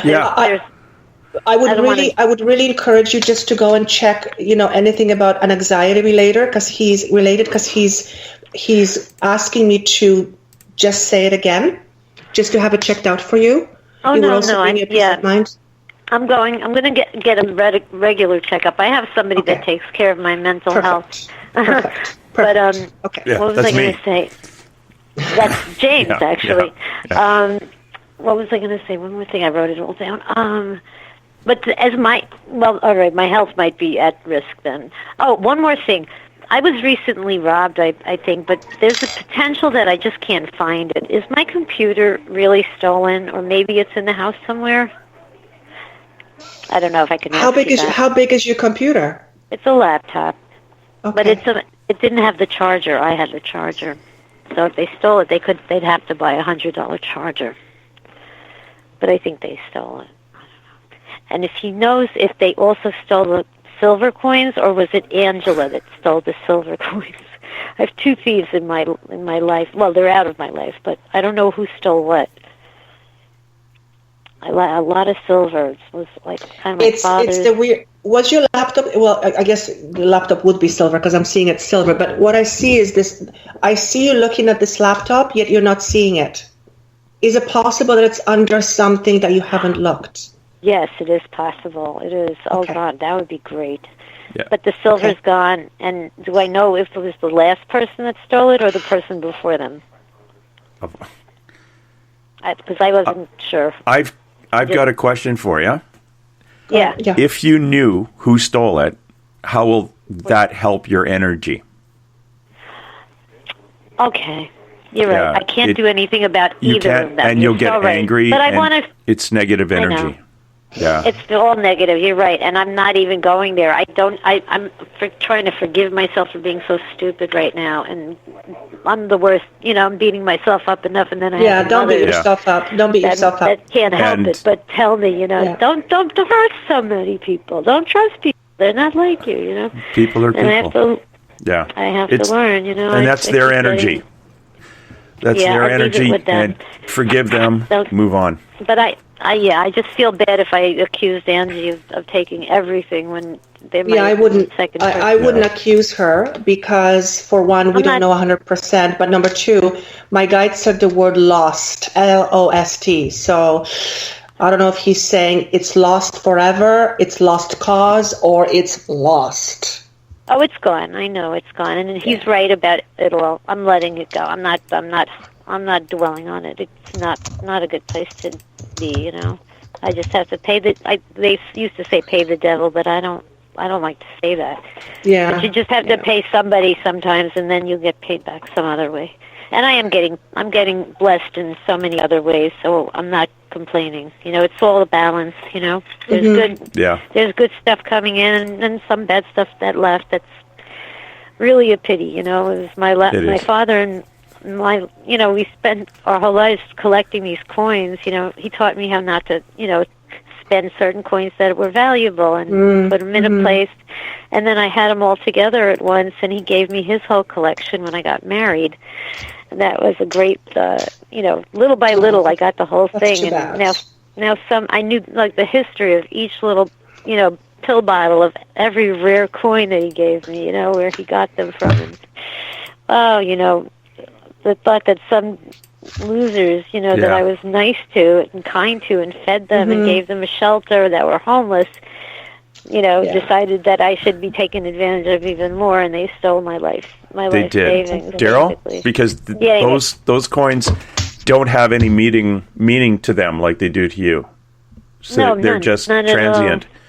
They're going to use them at face value. They don't even understand the value of like a rare date and the circulation and that kind of stuff. It's just got a mystique to it. And all righty, go find that laptop. Look under the couch. I'll let you know if I find it. And find keep up the great work, you guys. You're doing great. Love you. Thanks, so Daryl. much. Okay, thanks, Daryl. Bye. Take care. Bye-bye. Good night. Hey, guys, we're at the break. I still have somebody at 956 area code. I have Christopher, and this is the 7-minute stretch. And we also had a gentleman call in here, and I am going to see if we can give him a call back. Darren, I'm going to give you a call back right now. For some reason, it's wanting me to put everybody else on hold when I call you, which is completely new. Over the last couple of minutes and what we've been doing. We're going to be right back with more Two Mediums and a Large right after our 7-minute stretch.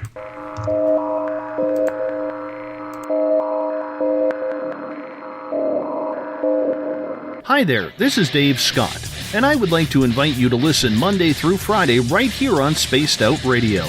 3 hours a night of the top stories with the top guests, ranging topics from UFOs to ETs, ghosts to Sasquatch, and everything in between.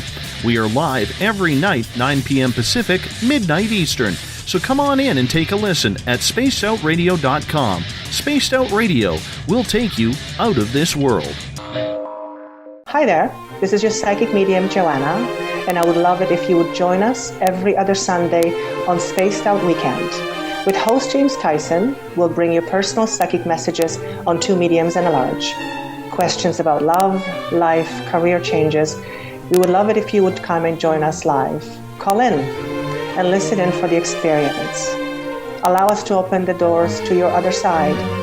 Two Mediums and a Large, heard only on Spaced Out Weekend at spacedoutradio.com.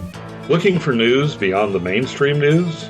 Head to spacedoutradio.com and check out the SOR Spacewire. This is Spaced Out Radio's Eric Markham, News Director for the SOR Spacewire. Daily, I will bring you intriguing stories and outlandish reports from what's going on around the world. UFO sightings, paranormal activity, conspiracies, alternative health, and so much more. And if you have news, email me at news@spacedoutradio.com. Attention Spaced Out Radio listeners. For only $5 a month, you can join Spaced Out Radio Space Travelers. Your membership at spacedoutradio.com will give you access to private fan area on the website, get you a monthly newsletter, draws for monthly swag, and a whole lot more. Sign up today to become a part of the Spaced Out Radio experience. Strange creatures lurking in the night, the sounds of wood knocking in the forest, odd happenings right out of a fictional world. These are the reports I love. Hi there, this is author Ronald Murphy, and I would love it if you join me and Spaced Out Radio host Dave Scott the second Wednesday of every month on our journey into the unknown land of cryptozoology at spacedoutradio.com. From Mothman to Frogman and everything in between. Hey, they don't call me the crypto guru for nothing. Greetings and salutations, space travelers, from the Chronicles of the Unknown team. What is Chronicles of the Unknown? I keep hearing about this thing. It's a new paranormal reality TV show based right here in beautiful British Columbia, Canada. Follow our team as we uncover claims of activity on the Caribou Gold Rush Trail. You can also follow us here every third Monday, where 2 members of our team will be available to answer your questions. We'll give you some equipment updates and some of our experiences on the road, right here on Spaced Out Radio.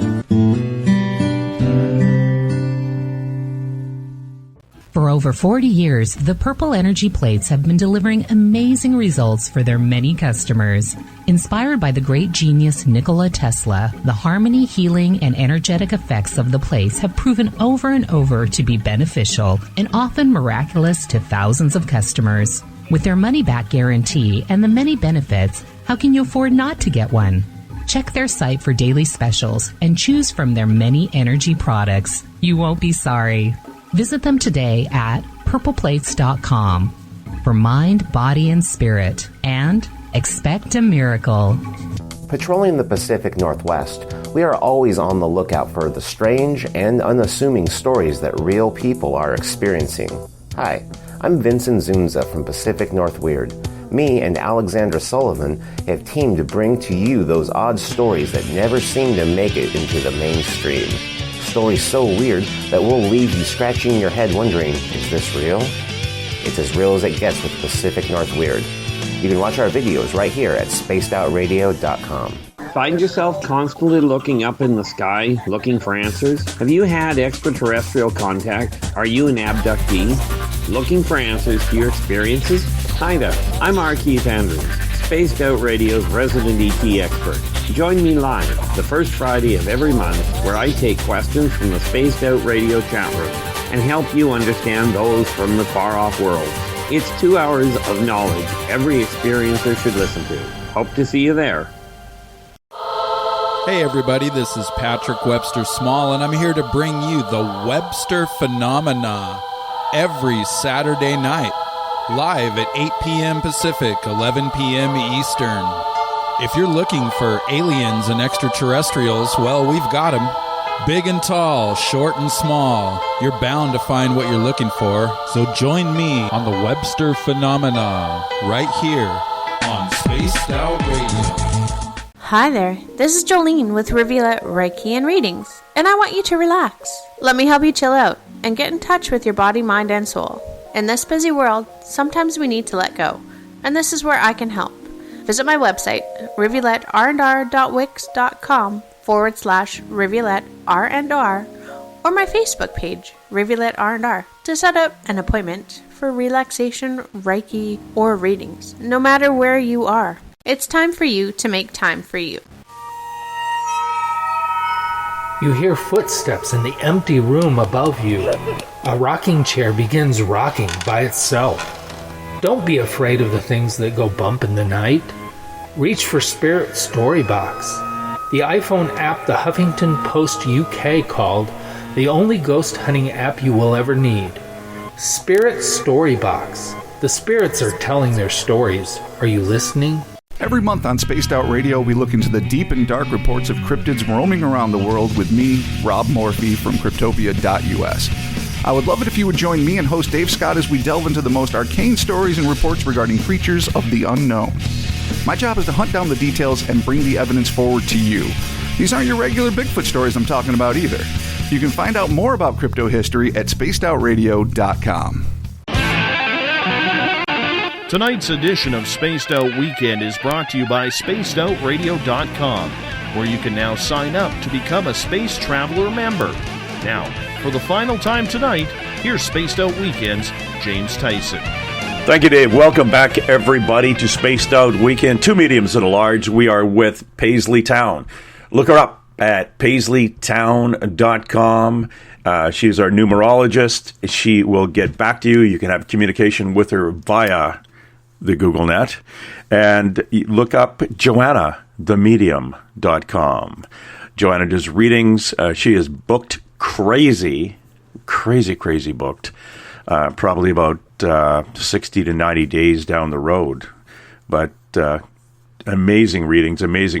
You can give us a call right now tonight at 575-694-6634. Again, 575-694-6634.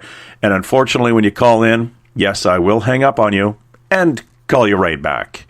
And for those on Skype, give me a shout. James_Tyson 32. James_Tyson 32. Hello, we have Rosario. Rosario, welcome to Spaced Out Weekend. Hi. I would like to ask. Yep. So I used to have a lot of dreams about aliens teaching me something, and I think I even another occasion I don't know if I actually saw him or not, or if it was a dream. But my question is, so and I used to meditate and do some other practices, but I feel like I don't dream them anymore, and then I don't like in my meditation either. Like I don't like nothing. I was starting to have like some experiences and just in general, and then spiritual, and then aliens teaching me, and sometimes like as the time was passing by, I was remembering a little bit more and more. But I know I was always in class, or they were always teaching me something. But everything has stopped already. My dreams, I sometimes have dreams because I used to have dreams almost every day, several dreams a night. And it just seems like everything has stopped for me. And I feel like, is there something that is making me not experience anything? Okay, so what I'm who's typing? Is that, James, is that you typing away? I was typing, going, my thing was turned off. Oh. Carry on. So, Rosario, what I'm feeling here, how long ago has it been since you've stopped receiving this information or having this contact?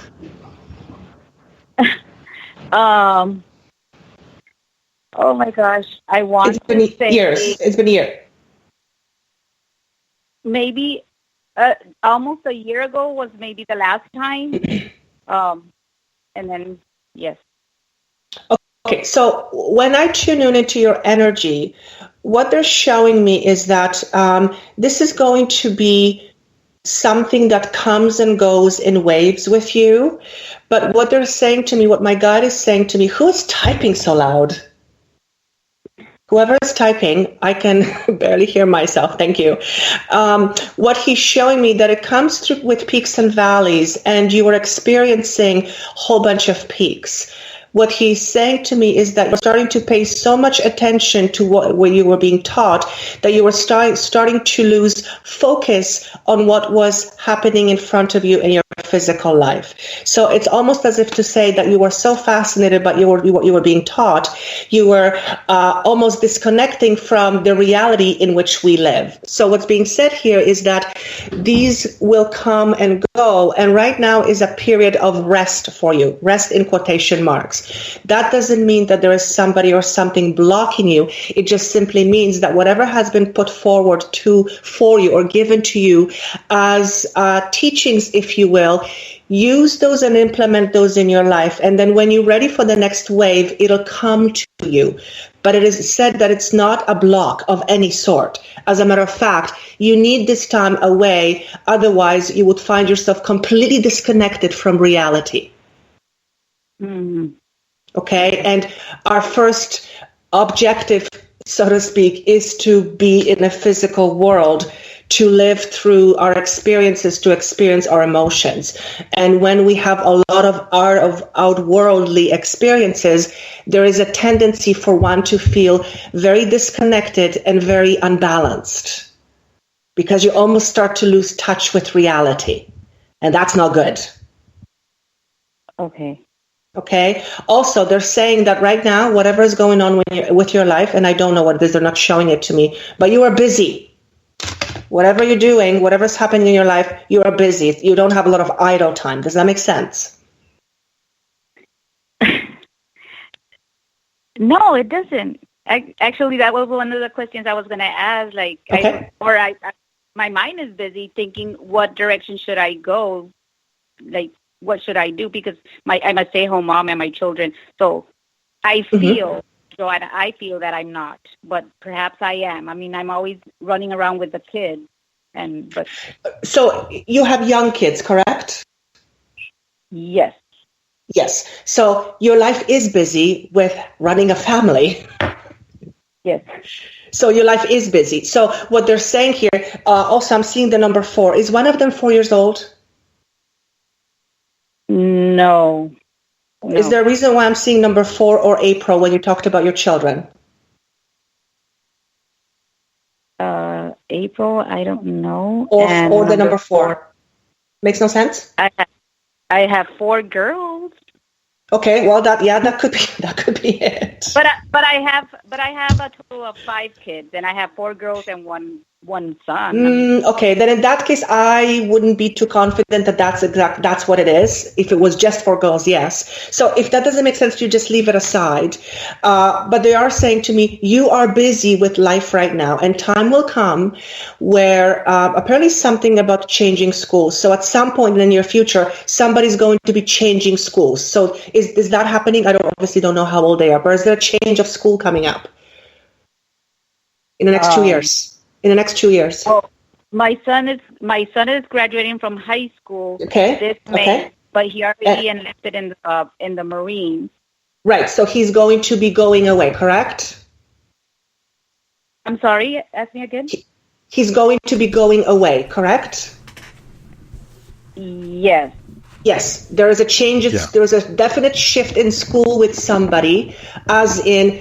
Whatever the shift is, it will allow you to have a little bit more free time. Now, you obviously have 4 other kids, so I don't know how much more free time you'll have. But what they're saying to me, as your kids get a little bit older, as you get a little bit more time for yourself, these things will start coming back to you again. So don't think that you've lost it. Don't think that something is trying to prevent you from having it. Nothing is blocking you. It's just how it goes. It's the same way with me, how I go through my process. Sometimes I have these enormous experiences, and there are other times it's pretty darn flat. So that's quite normal. But you're not to be concerned about that. Okay. Also, what they're saying here is whatever information was given to you, why are you not implementing it? Because I don't know what they were. Okay, you're talking about the aliens or about just like other experiences that I've gotten like throughout like my spiritual experience, I say. I mean, I don't know if it's the same, but what I'm being shown, I would call it all spiritual experiences, because aliens are not, same idea, information from other sources. They're showing me that you have been giving a lot of information that could be put to use in your everyday life. That's what they're showing me. Is that correct? Because I don't know what the information is.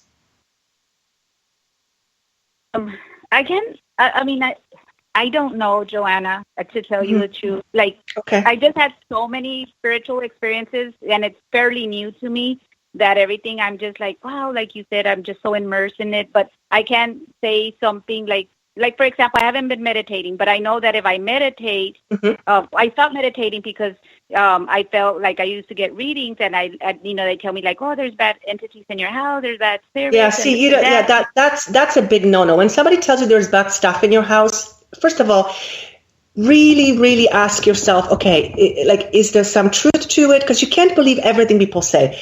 That's why I always tell people you really have to listen to your intuition. When you keep going to people who always tell you stuff, eventually you kind of lose focus with your own intuition, and you kind of start giving your power away. Don't do that. That's what's happening. And I stopped everything. Don't do that. I don't even light a candle. Nothing, because I feel that, I'm going to attract the bad entities.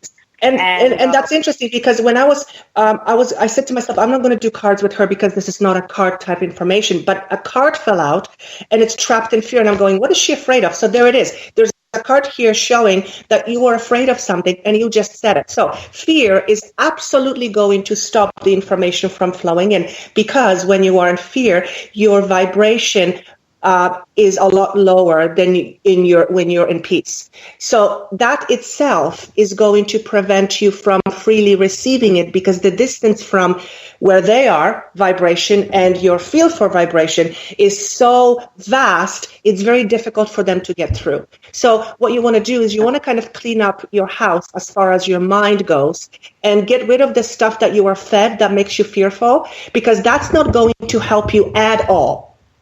If anything, it's going to prevent you from going further, because like people telling you stuff, that's why you really have to be in tune with your own intuition. Don't give your power away. Okay. Because let me ask you something, Joanna, because we are speaking about that. It's because that is a very big concern of mine, that fear. But I do say my prayers in the morning and whenever I remember in the day, maybe at night. But I do invoke because I've been told Mother Mary they've told me they've seen her with me. I don't know that. So when I get reading, so I'll invoke her just to protect me and shield me from any negative entity. So I do that. I ask for protection for me and my home and my children. And but that is enough to me. I want to say yes, that's enough. But then that fear comes in. Am I wrong in thinking about that fear? It's not a matter of wrong or right. It's just a matter of you understanding and knowing that whoever said these things to you have now instilled fear. Okay? So you may be asking for protection, but there is still that part of you that goes, what if? And it seems to be very prominent right now. Now, I want to talk about your mom for a second. I don't know if she's passed or not. Why am I connecting this to your mom? Did you grow up in a very strict or religious background? Yes. Okay. Yes. That's a big part of it. Because they're saying to me that her background, specifically connecting to your mom, has a lot of influence on how you're feeling right now pertaining to what you heard. So there's a lot of conditioning that seems to be surfacing here. Okay? Now remember, we're a product of our environment. If we come from a place of fear, anything that we will experience that's out of this world, and then we tell somebody who doesn't have the same belief, they're very likely to say, oh my God, watch, the devil is going to come. You can see where this is going, right? When that happens and you start getting into a place of fear, spirit is going to back away because spirit. Oh, I can't hear anything. She dropped off. Hello? Oh, you're there again. I'm here. Keep going. Yep. I'm here. No, I heard. So, do you understand? So, you might want to examine some of the beliefs that you have from your home. Okay. Because that's still very firm within you, and everything that you have been experiencing, particularly when it comes to aliens, is contradictory to your belief system, and therefore it also it creates fear. Yeah. Okay. Yeah. And spirit will never give you more than what you are ready for. Otherwise, there's a risk of you being overwhelmed and completely going in the other direction, which is counterproductive. Okay. I would suggest to you to just go back to your meditation, however long you can and how often you can, because that in itself is going to allow you to calm your mind down. You need to go back within again, because you went outside of yourself. You need to go back within. And when we go to people for readings over and over, that's giving your power away because you're constantly looking for other people to tell you stuff. That's not good. Okay, and I started doing that because especially right now, I'm trying to, what direction do I go? Because I want to add something before I forget. Yes. The number 4. I've been mentioning a lot the number 4 because in 4 years, my youngest, she will graduate in 4 years, and I'm thinking to myself, it's almost time. What am I going to do? Even right now, I'm already feeling what should I do? Because I've always been a stay-at-home mom, and I'm already having a little extra more time. I mean, she's in it. So, but in 4 years, my youngest will graduate from high school, and I'm already saying I have to start thinking right now but I want to do something, that is in line with my, with my life, what I'm here to do, and if I can figure that out. Okay, so let me just very briefly tell you what you're here to do, very plainly, very simply. You are here to experience. That simple. There is no specific plan A, B, C, or D, which you have to include yourself in because that's what you're supposed to do. That doesn't exist. You're here to experience and to create experiences based on what you find is pleasing to you at any given moment. There's no it's not like a road that you have to go or otherwise you're going to go to hell. And that's just an exaggeration. So there is no such thing as you having to do something. That's the mistake that most people make, and that's when they get into trouble. What you want to do is you want to get back into yourself, get into the center, and first figure out who you are. First and foremost. You want to understand, who am I? Am I a product of the beliefs that I came from, how I grew up? And are those beliefs still valuable to me? Do they still serve me? If they don't, discard them and create new beliefs. That's when you find out about yourself. And ultimately, once you find out more about yourself, you will then be led to what it is that would be good for you to undertake based on what you find out. Does that make sense? Yes. Yeah. There's no, you have to do this or that. There isn't. That's not how it works. And that's what I'm focusing a lot on that, because I don't want to go the wrong way, because I'm, because of my age, and it's still 4 years. Don't even go there. Don't even go there. The whole age thing. Don't even go there, because by saying this to yourself, you're putting limits. Why would you do that? Don't do it. When you go to other people, you are prime for getting information that will stick. When you go to other people, you want them to tell you what you're supposed to be doing. Someone will tell you something without even thinking, and then you'll say, oh, okay, that's what I'm supposed to be. And you've just given your power away. I see what you're saying. Do you see? I never saw that. I never saw it that way. But okay. Yeah, but I was starting to say to myself, is it good for me to get readings, or because I started not too long ago, more often than not, You know what I say?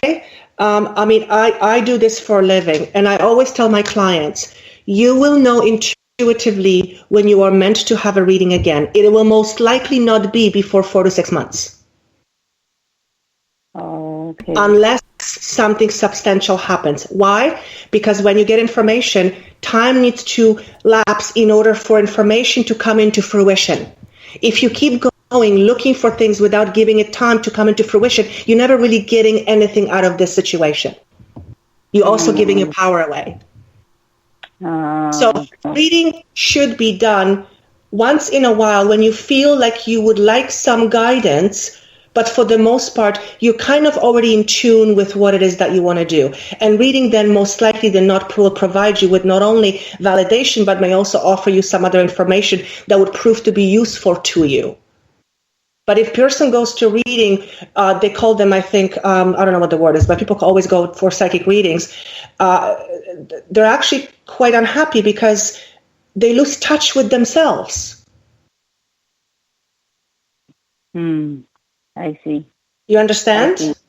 Yes, yeah. Because even right now I'm feeling like that, because I'm like, so like, oh, is somebody blocking me? Is there like those negative entities? Like I said, I don't even light a candle anymore. I used to meditate. I was already 45 minutes, or an hour a day. Like, to me, that was a lot. I used to sun gaze, and I used to, just little other things that I would find on YouTube, like the exercises and whatever. And now I don't even want to do anything. Like one time I used to dream a lot. I'm still dreaming quite often, I think a lot. But before it was like every single day, several dreams a night. But, even one day I said, please, God, I don't want to dream anymore. No more dreams. Like, because I just wanted, I was, like, I guess, like you said, losing like the reality. You were getting overwhelmed by information coming from spirit, let's call it, and then you got overwhelmed by people telling you things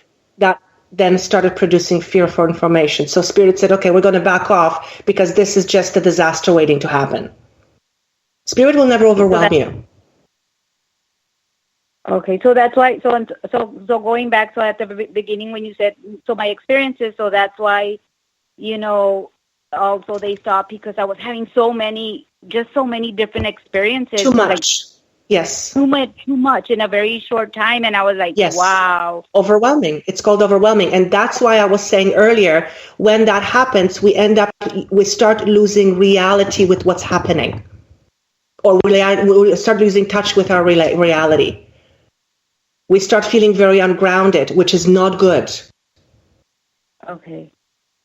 So I would go back to your meditation and just find that peace again that you had when you were meditating. And you don't have to do it an hour. Do it however long you feel is appropriate for you. And you internally, you will know. Your inner guidance will tell you.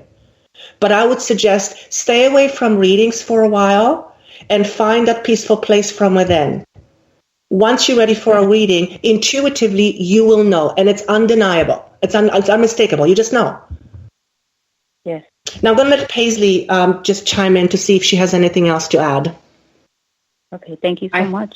I thought that was excellent, Joanna. Thank you. When I look at your numbers, Rosario, what comes up for me is doubting, like a lot of intuition, a lot of psychic ability, a lot of knowingness. You can be very proof. How can I explain this? Like very scientific in the way that when you see proof, you believe it, but you also have strong intuition.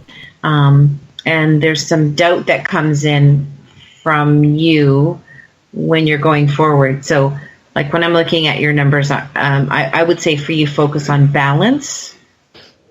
Does that ring a bell for you? Does that make sense when I talk about balance? I need to do that. Yes. Strive for balance. Yes, absolutely. Do you get an opportunity at all, Rosario, to spend any time near water? Oh, okay, near water. Okay. Do you have like an ocean or a lake or a stream somewhere near you? Oh my gosh, yes. I live in Michigan, and my area where I live, we have lakes. Okay. It's around every corner. Okay. Are you? Which part of Michigan are you calling from?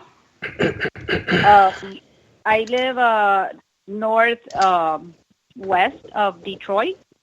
Okay, northwest. Okay, so that's perfect. I was just recently in Sterling Heights last week, so I know where you are.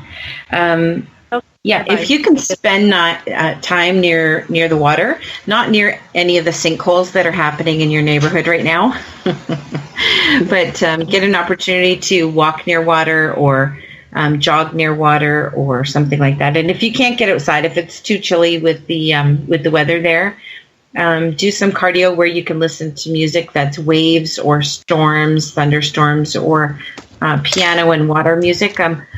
You've got several water numbers in your birthday. This being born on the 16th is 7, and being born in the year that you gave me when we were off air is a 5, and then when I add your birthday together, another 5. And those water numbers strive to create balance, but sometimes you get distracted by other things. And you know, Joanna was right on point exactly in what she was saying. While she was speaking, I was nodding my head, yes, yes, yes. Like what she was saying was really ringing true for me, for you. So it's learning to trust yourself and going with the flow instead of fighting things or challenging things. Does that make sense? Oh my gosh, that's what I do, because every time I would have an experience, which I would have a couple, like within a week, I would have a couple, especially my dreams, but other experiences too. So when I would go through the different groups, I'd always tell them about my experiences, and everybody there knew that this was new to me, these experiences. And I would, what does this mean? And what does this mean? And what does this mean? And but why? And I'm like, no, but why? Like, why are they coming to me? Or like, why? Like, you know, like, why is this? Why isn't it happening to, let's say, my husband or just like exactly. Always wanting to know why, and then, you know, yeah. Perfect. So stop doubting, and we're really happy to have you call in tonight, Rosario, but we do have a few more callers holding, so I think James is going to move us on quickly now to Darren. Yep, we're going to go to Darren. Thanks, Rosario. Thank you. Oh, hopefully you can hear me. I've turned off every microphone on my laptop here, and this thing is still leaking through. Hello, Darren. How are you? I'm doing Hey, Darren. good. Excellent. Darren, Joanna, Darren, Paisley. Hi, Joanna. It's an honor. Hey, Darren. How are you? I'm doing well. I just Okay, started go ahead listening with to your- the show. Oh, did you go ahead with the question? Because I want to get to your. I know you had a question, and then we'll go with Paisley. Okay, well, go for anything? Do you need to know you saw my birth date and everything? Yeah, no, I don't need that. I think Paisley needs it. I don't. I know Okay. she has that magic. Okay. You have a question, though, right? I do. What's your question? All right. Well, I have this. I guess I'd call it a hobby that I do, and it takes up Okay. a lot of my time when I'm not working. Okay. And I'm wondering if I should continue to pursue it. And I have a amazing partner Mm-hmm. that I'm doing something with, and I just wanted to know if you picked up on anything, or if anything you get would be fine. Okay, so the first thing I'm seeing is a number 2. This is a symbol for me about choices and decisions. I also see the number 5, which signifies there are changes around you with regards to work or whatever feels like work. Now, when I look at when I connect with your energy, I feel you being pulled in 2 different directions. Those directions seem to be distinctly different from one another. Okay. Now I'm being taken to a point what looks to me like a fork in the road, and I'm standing at the fork on the road and I'm going, okay, which way do I go? Do I go this way? Do I go that way? The moment I pose that question, I have this thing in my chest, which is a bit of an anxiety feeling. I have a lump in my throat and I have a discomfort in my stomach. This tells me that although there may be some contemplating of pursuing something, there is some trepidation around it. So the hobby that you do, are you thinking of expanding it to something much more than a hobby? Yes. Okay. This is the fear, isn't it? Yeah. Okay. Well, maybe fear is too, but he said use trepidation. Okay, trepidation. However, it's not so much the trepidation around the hobby, it's about the other part of the equation, which is the other side of the fork. And when I look at that, I'm looking at it and I'm going, what do I want to do with this? And there's a sense here of wanting to disconnect from it, but there is a fear there. So it feels to me as if there is a potential for you, or at least you're contemplating or expanding your hobby into something much more that would potentially require you to either scale down with your regular job, or you're actually thinking of pulling the plug. That's correct. Okay? And that's where the elephant on my chest sits. Well, because that would be a substantial decision. Okay? Yeah. And that's where also I've the been number. last- And that's also the number of 5, which is the changes. And I see you weighing out these options, and it feels like a difficult decision. Now, if I am an outsider and I go, well, it's a hobby. How could it be difficult? You just go to your work and do your hobby. But it's no longer a hobby for you, because they're saying to me that his hobby can turn into a work situation. Possibly. Okay, which involves some kind of finances. However, having said that, I feel initially at the very beginning, it wouldn't be as lucrative as you would like, which is where your partner comes in. Correct. Does that make any sense to you? It sure does. Okay. Now, do you have questions about the partnership? Yeah. Should I continue the partnership? Because I'm connecting the partnership and I'm going, here it is, he's questioning again. So it seems that wherever I look, there is options that you're weighing out. And there's also decisions that you'll be making, and I feel this with 95% certainty. Nothing is ever a done deal unless we die. Then of course it's 100%. But the way this stuff works is we have this thing called free will. So even if you chose to experience a certain scenario in the physical body, you also chose to have potential other experiences that you could choose if the one that you wanted wasn't appealing to you at the time. So there's not 100% on too many things. But I do feel that there is some significant changes around your work coming up in the next, I want to say 3 to 4 months. This is definitely within the first 6 months of this year. Okay. Okay. Now I'm also seeing the symbol of a scale. Scale to me signifies judgment, or it signifies, well, scale and balance. And what I'm being shown here is you very carefully are weighing things out. Okay. However, I do feel that after all is said and done, you are going to make a choice here. And it feels to me, at least energetically at this point, that the choice will be ending something so that you can begin something else. Okay. Okay. Does that help? It does.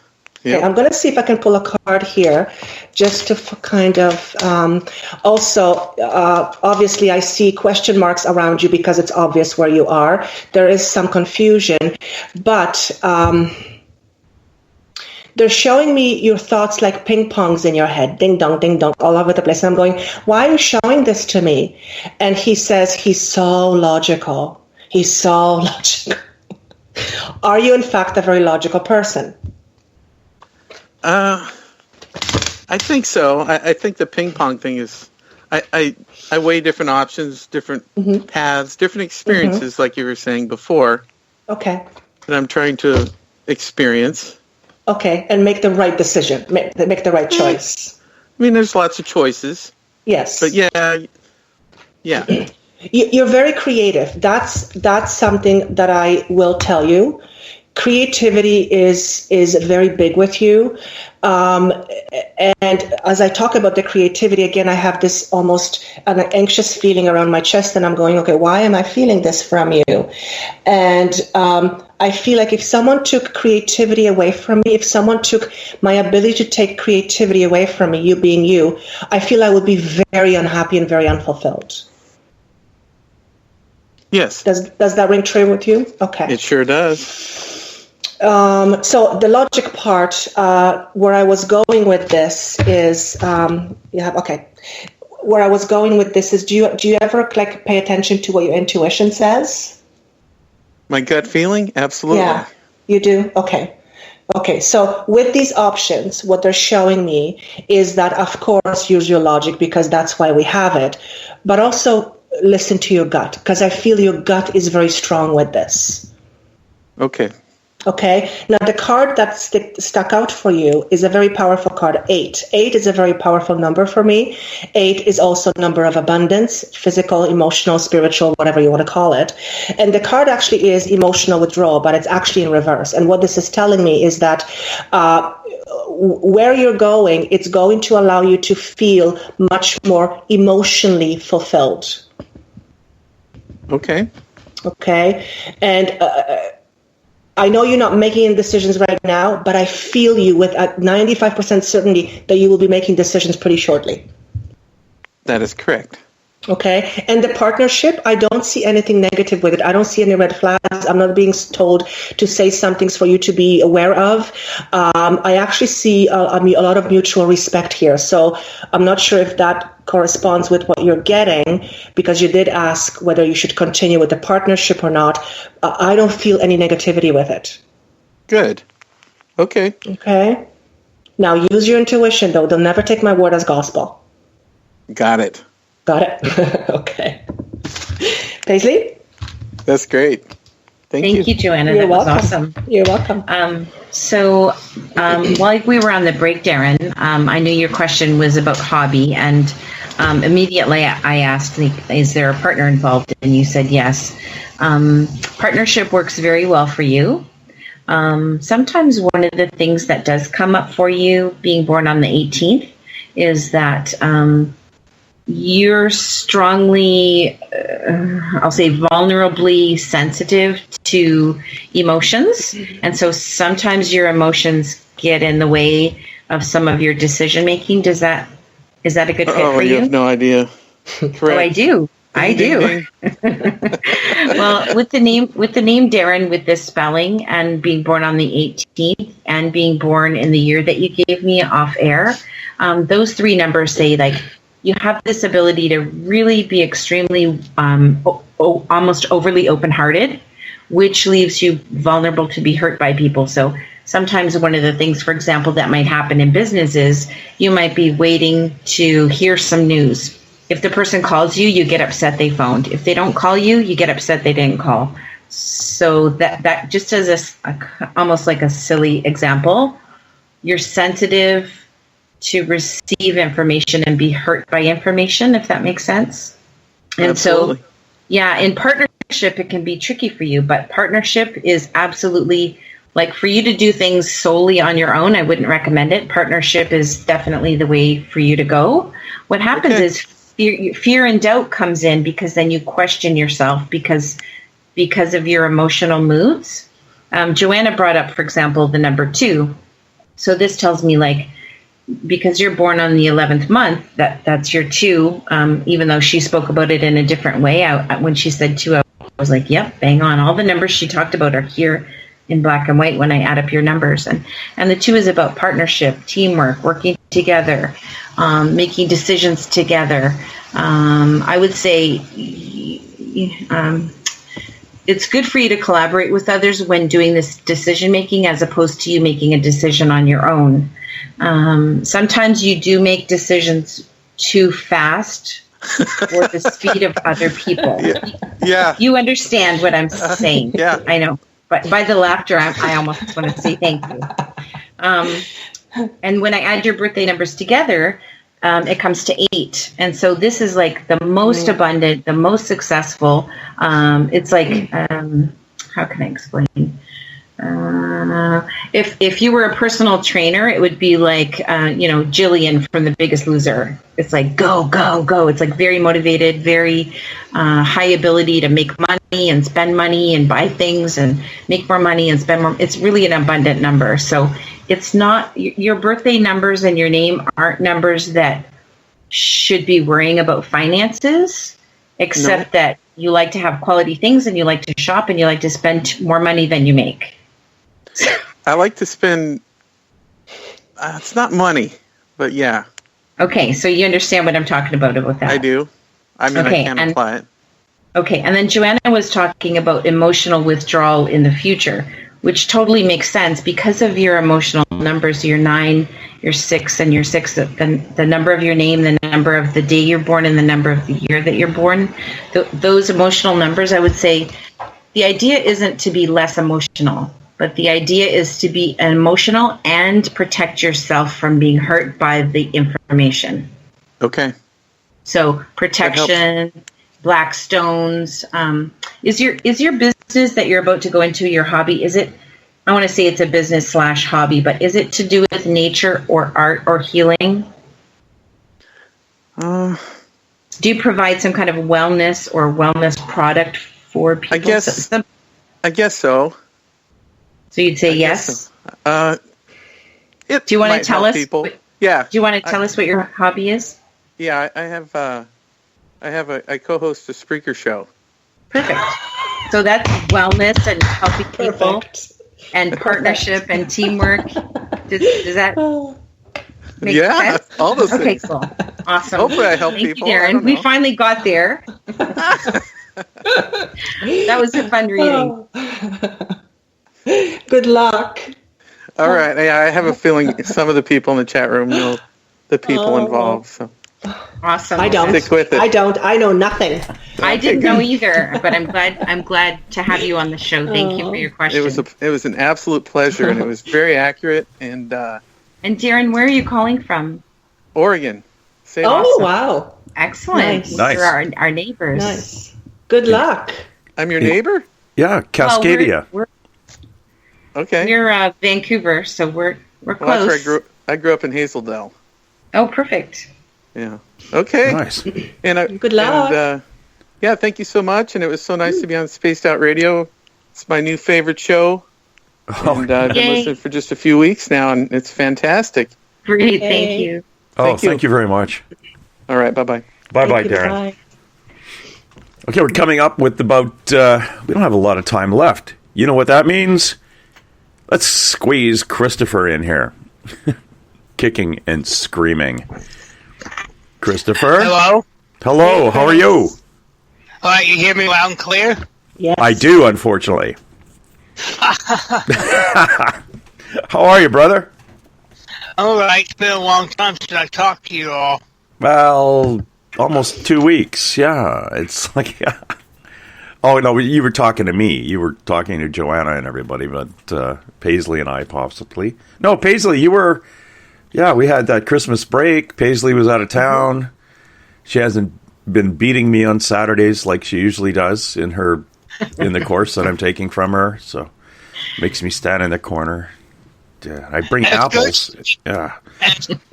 That's good. You bring waffles to her. Bring waffles? Okay. Apples, yeah. Oh, apples. Okay. I was going to bring waffles. And bacon. The bacon and waffles. Yeah, bacon. I hope it ain't diet bacon. The diet. You and your diet bacon. It doesn't exist. Well, it shouldn't exist, actually.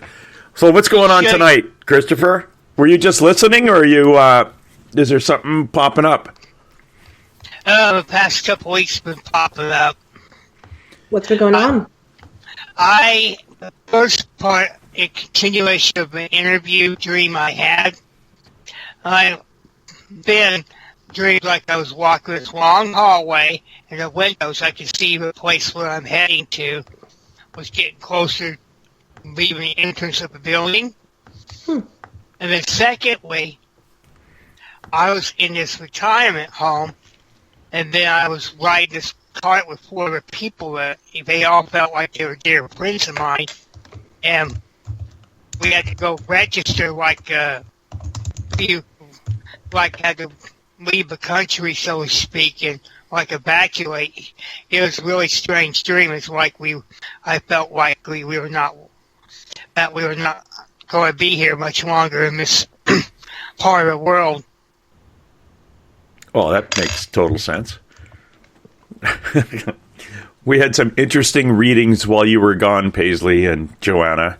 We had a timeline that's very, very interesting in regards to what may or may not be happening in the next few years. But Christopher, so you had an interview, you walked down this hallway, the next thing you know, you're in an old age home. So obviously you got the job and then retired. So if you were in an old age home, young man, how old do you think you were when you had to evacuate the country?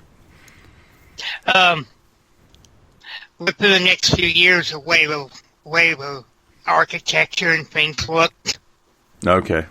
Alrighty. So it wasn't, you weren't a senior, is what I'm saying. Yeah. Okay. I've been in those places before as a resident. Okay. Okay, Joanna, anything from your connections with the other side? Sorry, what was the question? Sorry, I completely missed that. Sorry. Christopher, it's basically a dream, a determination if these dreams are windows that Christopher's being allowed to look into, or and he was in a retirement home. Yeah, he was actually, his perception of the dream was a disaster that they were leaving from. Yes. Okay. And I would break that question down into, are these dreams of the past, or are they windows that he's being allowed to look into for the future? I'm being drawn, it's not the words I hear, but I'm being drawn towards what is upcoming, not towards what was. Okay. Now, may I ask what the event was? Did you know? Did you get it? Yes, it was like due to political upheaval. Oh. Well, that could be plugged into any country at this point. Where I'm currently living. Oh, okay, I see. And where do you currently live? United States. Oh, okay. Well, that's no brainer there. I'm going to stop at that. Yeah. Okay, in your dream, because what I'm seeing people protesting. Did you see anything like that in your dream? Yes, thousands of people. Yeah. Okay. What I hear is upcoming, but he stops me there. Yeah. So it feels like you're getting past the veil, if you will. Mm-hmm. Mm-hmm. Okay, Joanna and Christopher, I just want to tell you that we had a reading that continued off air for an hour with a gentleman who was determined, we determined he was actually an angel. Oh, wow. And we found the name of the angel. He also has scars up on his shoulder blades that he's always had since a child. And the psychic asked him that. Well, I'll just say it. Skeeter asked him, "Do you have scars on between your shoulder blades?" And he paused and said, "Yeah, I don't know where they're from. I've always had them since I was a kid." And then we got into what was coming. It would be akin to a civil war in the United States. Ooh. And this is before the physical shift that's may come in about 3 years. But this is the experiment, the global experiment of having one of the youngest countries on the planet being run by, and we'll just say this, it's a citizen.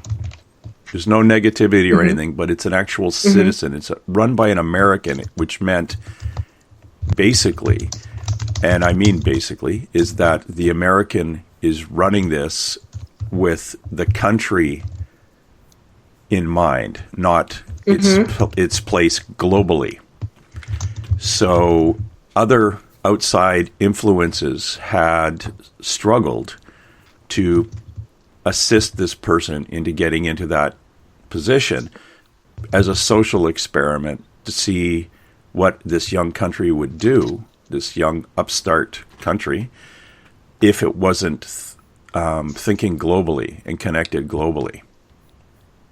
And there's some medical issues with the person who's in charge of the country, and eventually some legal issues, which will lead to a fissure in the population, which will cause a lot of internal fighting and damage.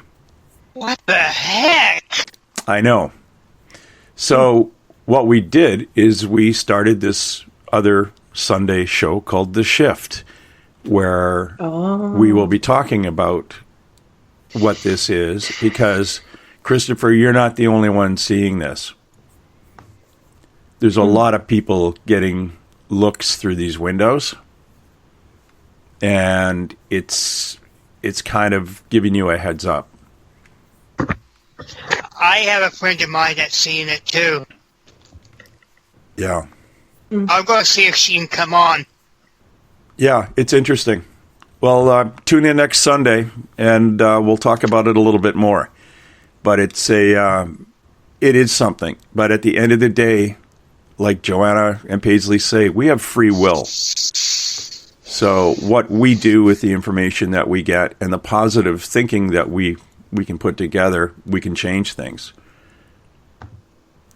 You know, you could see a bridge breaking in a dream and go out and fix the bridge tomorrow so it doesn't break. So, you know, yeah, this long hallway that I see, it's almost like a bridge the way it's set up.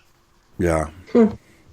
Are you? I think we talked about this once before, Christopher. Do you have a journal that you put beside the bed and do you write down your dreams?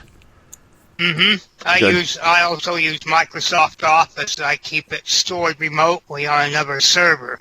Good. Okay.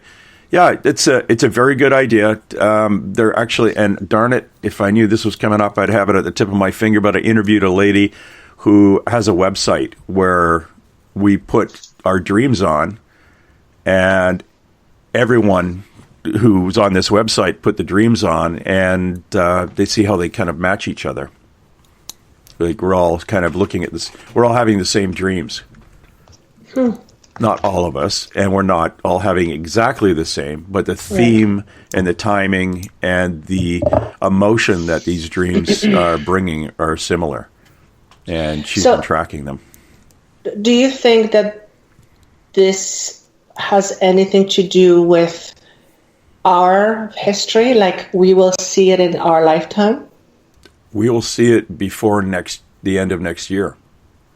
Okay, so I guess my question is, do you feel it has to do with the new president?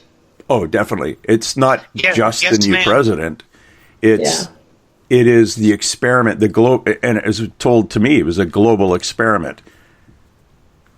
This person was meant to be in charge, and other countries are watching to see what would happen to, again, the term was the young upstart country itself, the young country, and with now somebody who doesn't think globally, but thinks like a president might have done in the late 1700s, early 1800s. More, we're building a country, we've got to focus internally. And this reminds me of the Sheshwick question. That's how Bohemia broke up. Yeah, it is and unfortunately, when the fissure happens in the public, these other countries will be poking at the one group, and another country will be poking at the other group. It's kind of like during the Civil War. The British still had this hate on for the U.S. from the Revolution, so they backed the South. It's just, everybody wants the young upstart country to fall down. So it sounds like what I've been kind of feeling is that the president, spiritually speaking, is put in this position to be the catalyst for a collapse of many systems. Yes. Yeah. Yeah. I actually heard, have you heard of Bashar? Bashar? He's someone who channels. Anyway, I heard just by accident one of the messages he did last year. It's something, and he was saying that in 200 years, the world will consist of very few countries, because most countries will come together. So there'll be very few countries in the world. The borders will stop. They'll be non-existent. One of the things that came up in the readings that we were going through was it's the start again of the what is the term? The British, the Portuguese, the French. It was colonialism. It was basically one country going out and absorbing many other ones. So Britain at one time was, Canada, Australia, Hong Kong, and a number of other islands through the South Pacific. Portugal, that little tiny sweet country Portugal, had a half of the southern South Pacific too tied up, in a few other places, but including over in a chunk near Canada. So these things will happen again. There's going to be more reaching out for land. The Soviet Union or Russia expanding again and China. And then comes this thing which is called the shift, and it's alleged to come around in 2019, the actual changing of the magnetic poles, which happens every few thousand years, which may in fact push the North Pole into Siberia, which would then push Chinese and or what would be Russia, the Soviets, south into areas that are now would be Iraq, Iran, Saudi Arabia, and they would have to move. And there's going to be a scramble for land by those two big countries. Again, this is all speculation, and that's what we want to talk about on Spaced Out Weekend. We want to get into this and how this possibly matches up with why extraterrestrials are taking a step forward now in the last couple of years and kind of stepping up as spirit guides and guides you would communicate to as a psychic. So what does all this have in common, and where do we go from here?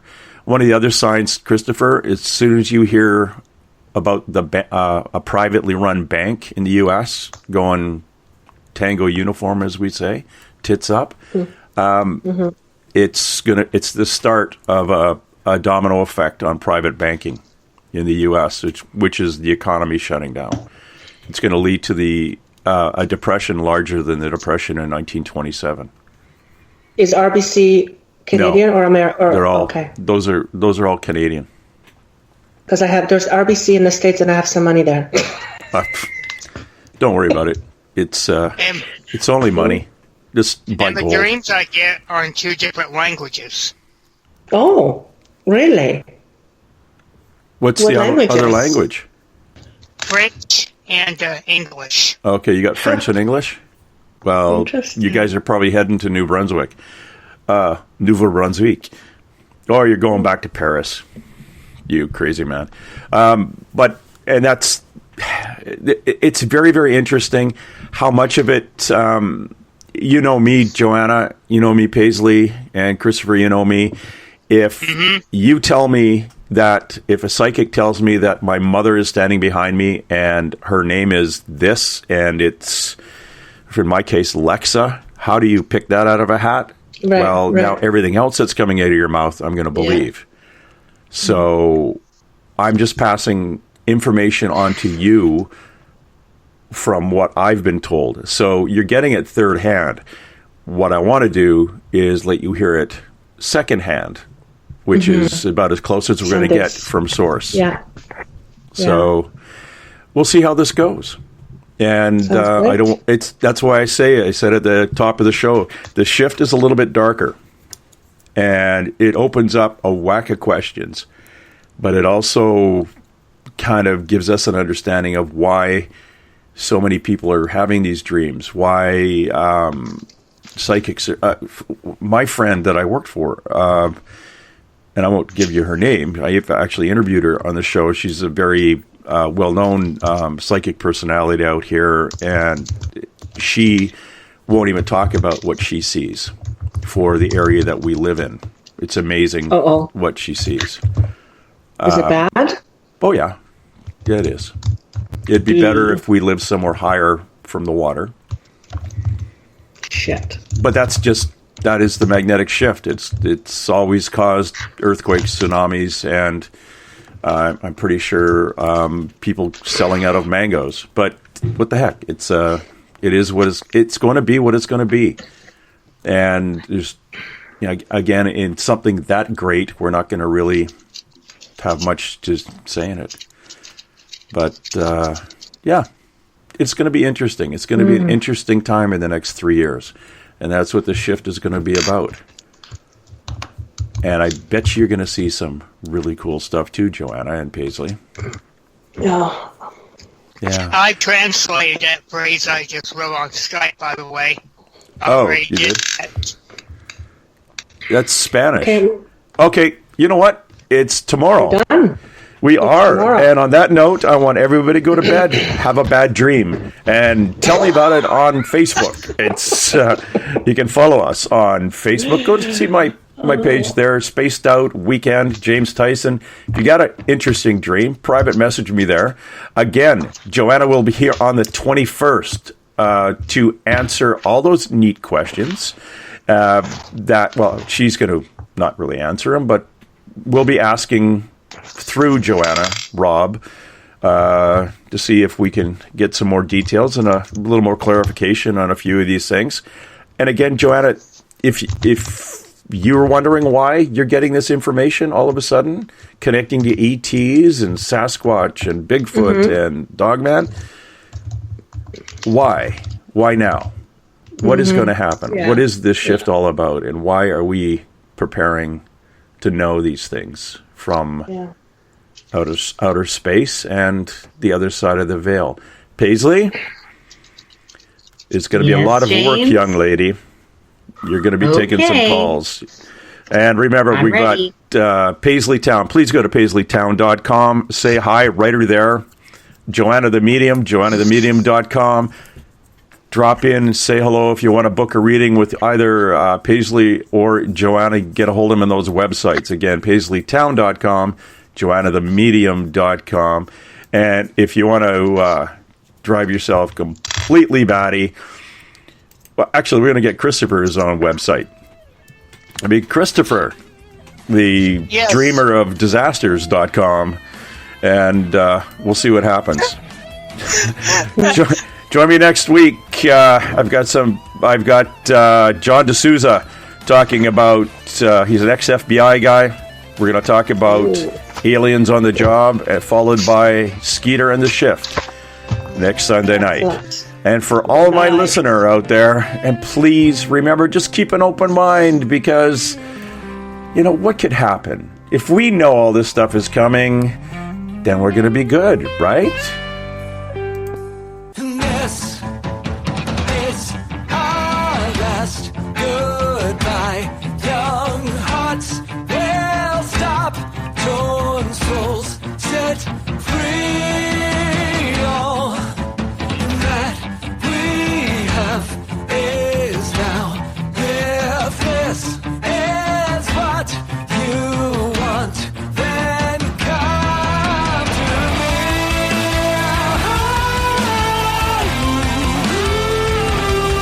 All right, that's it. Let's roll. And hey! Let's be careful out there. Far over the snow, what are those voices? They sing and they go, what are those voices? Look over the mountain, because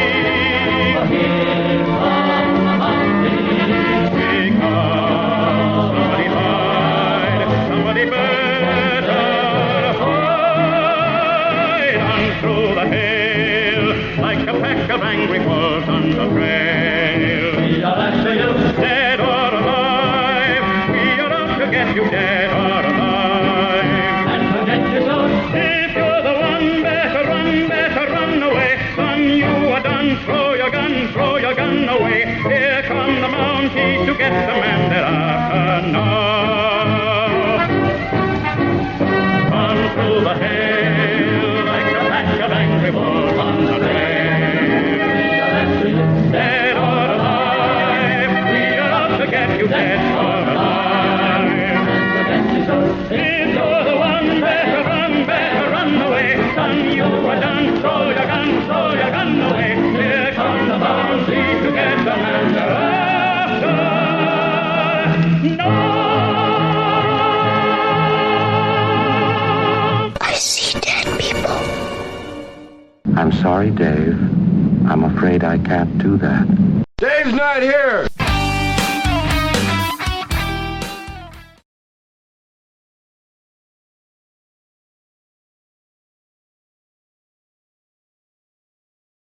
Headline edition, July 8, 1947.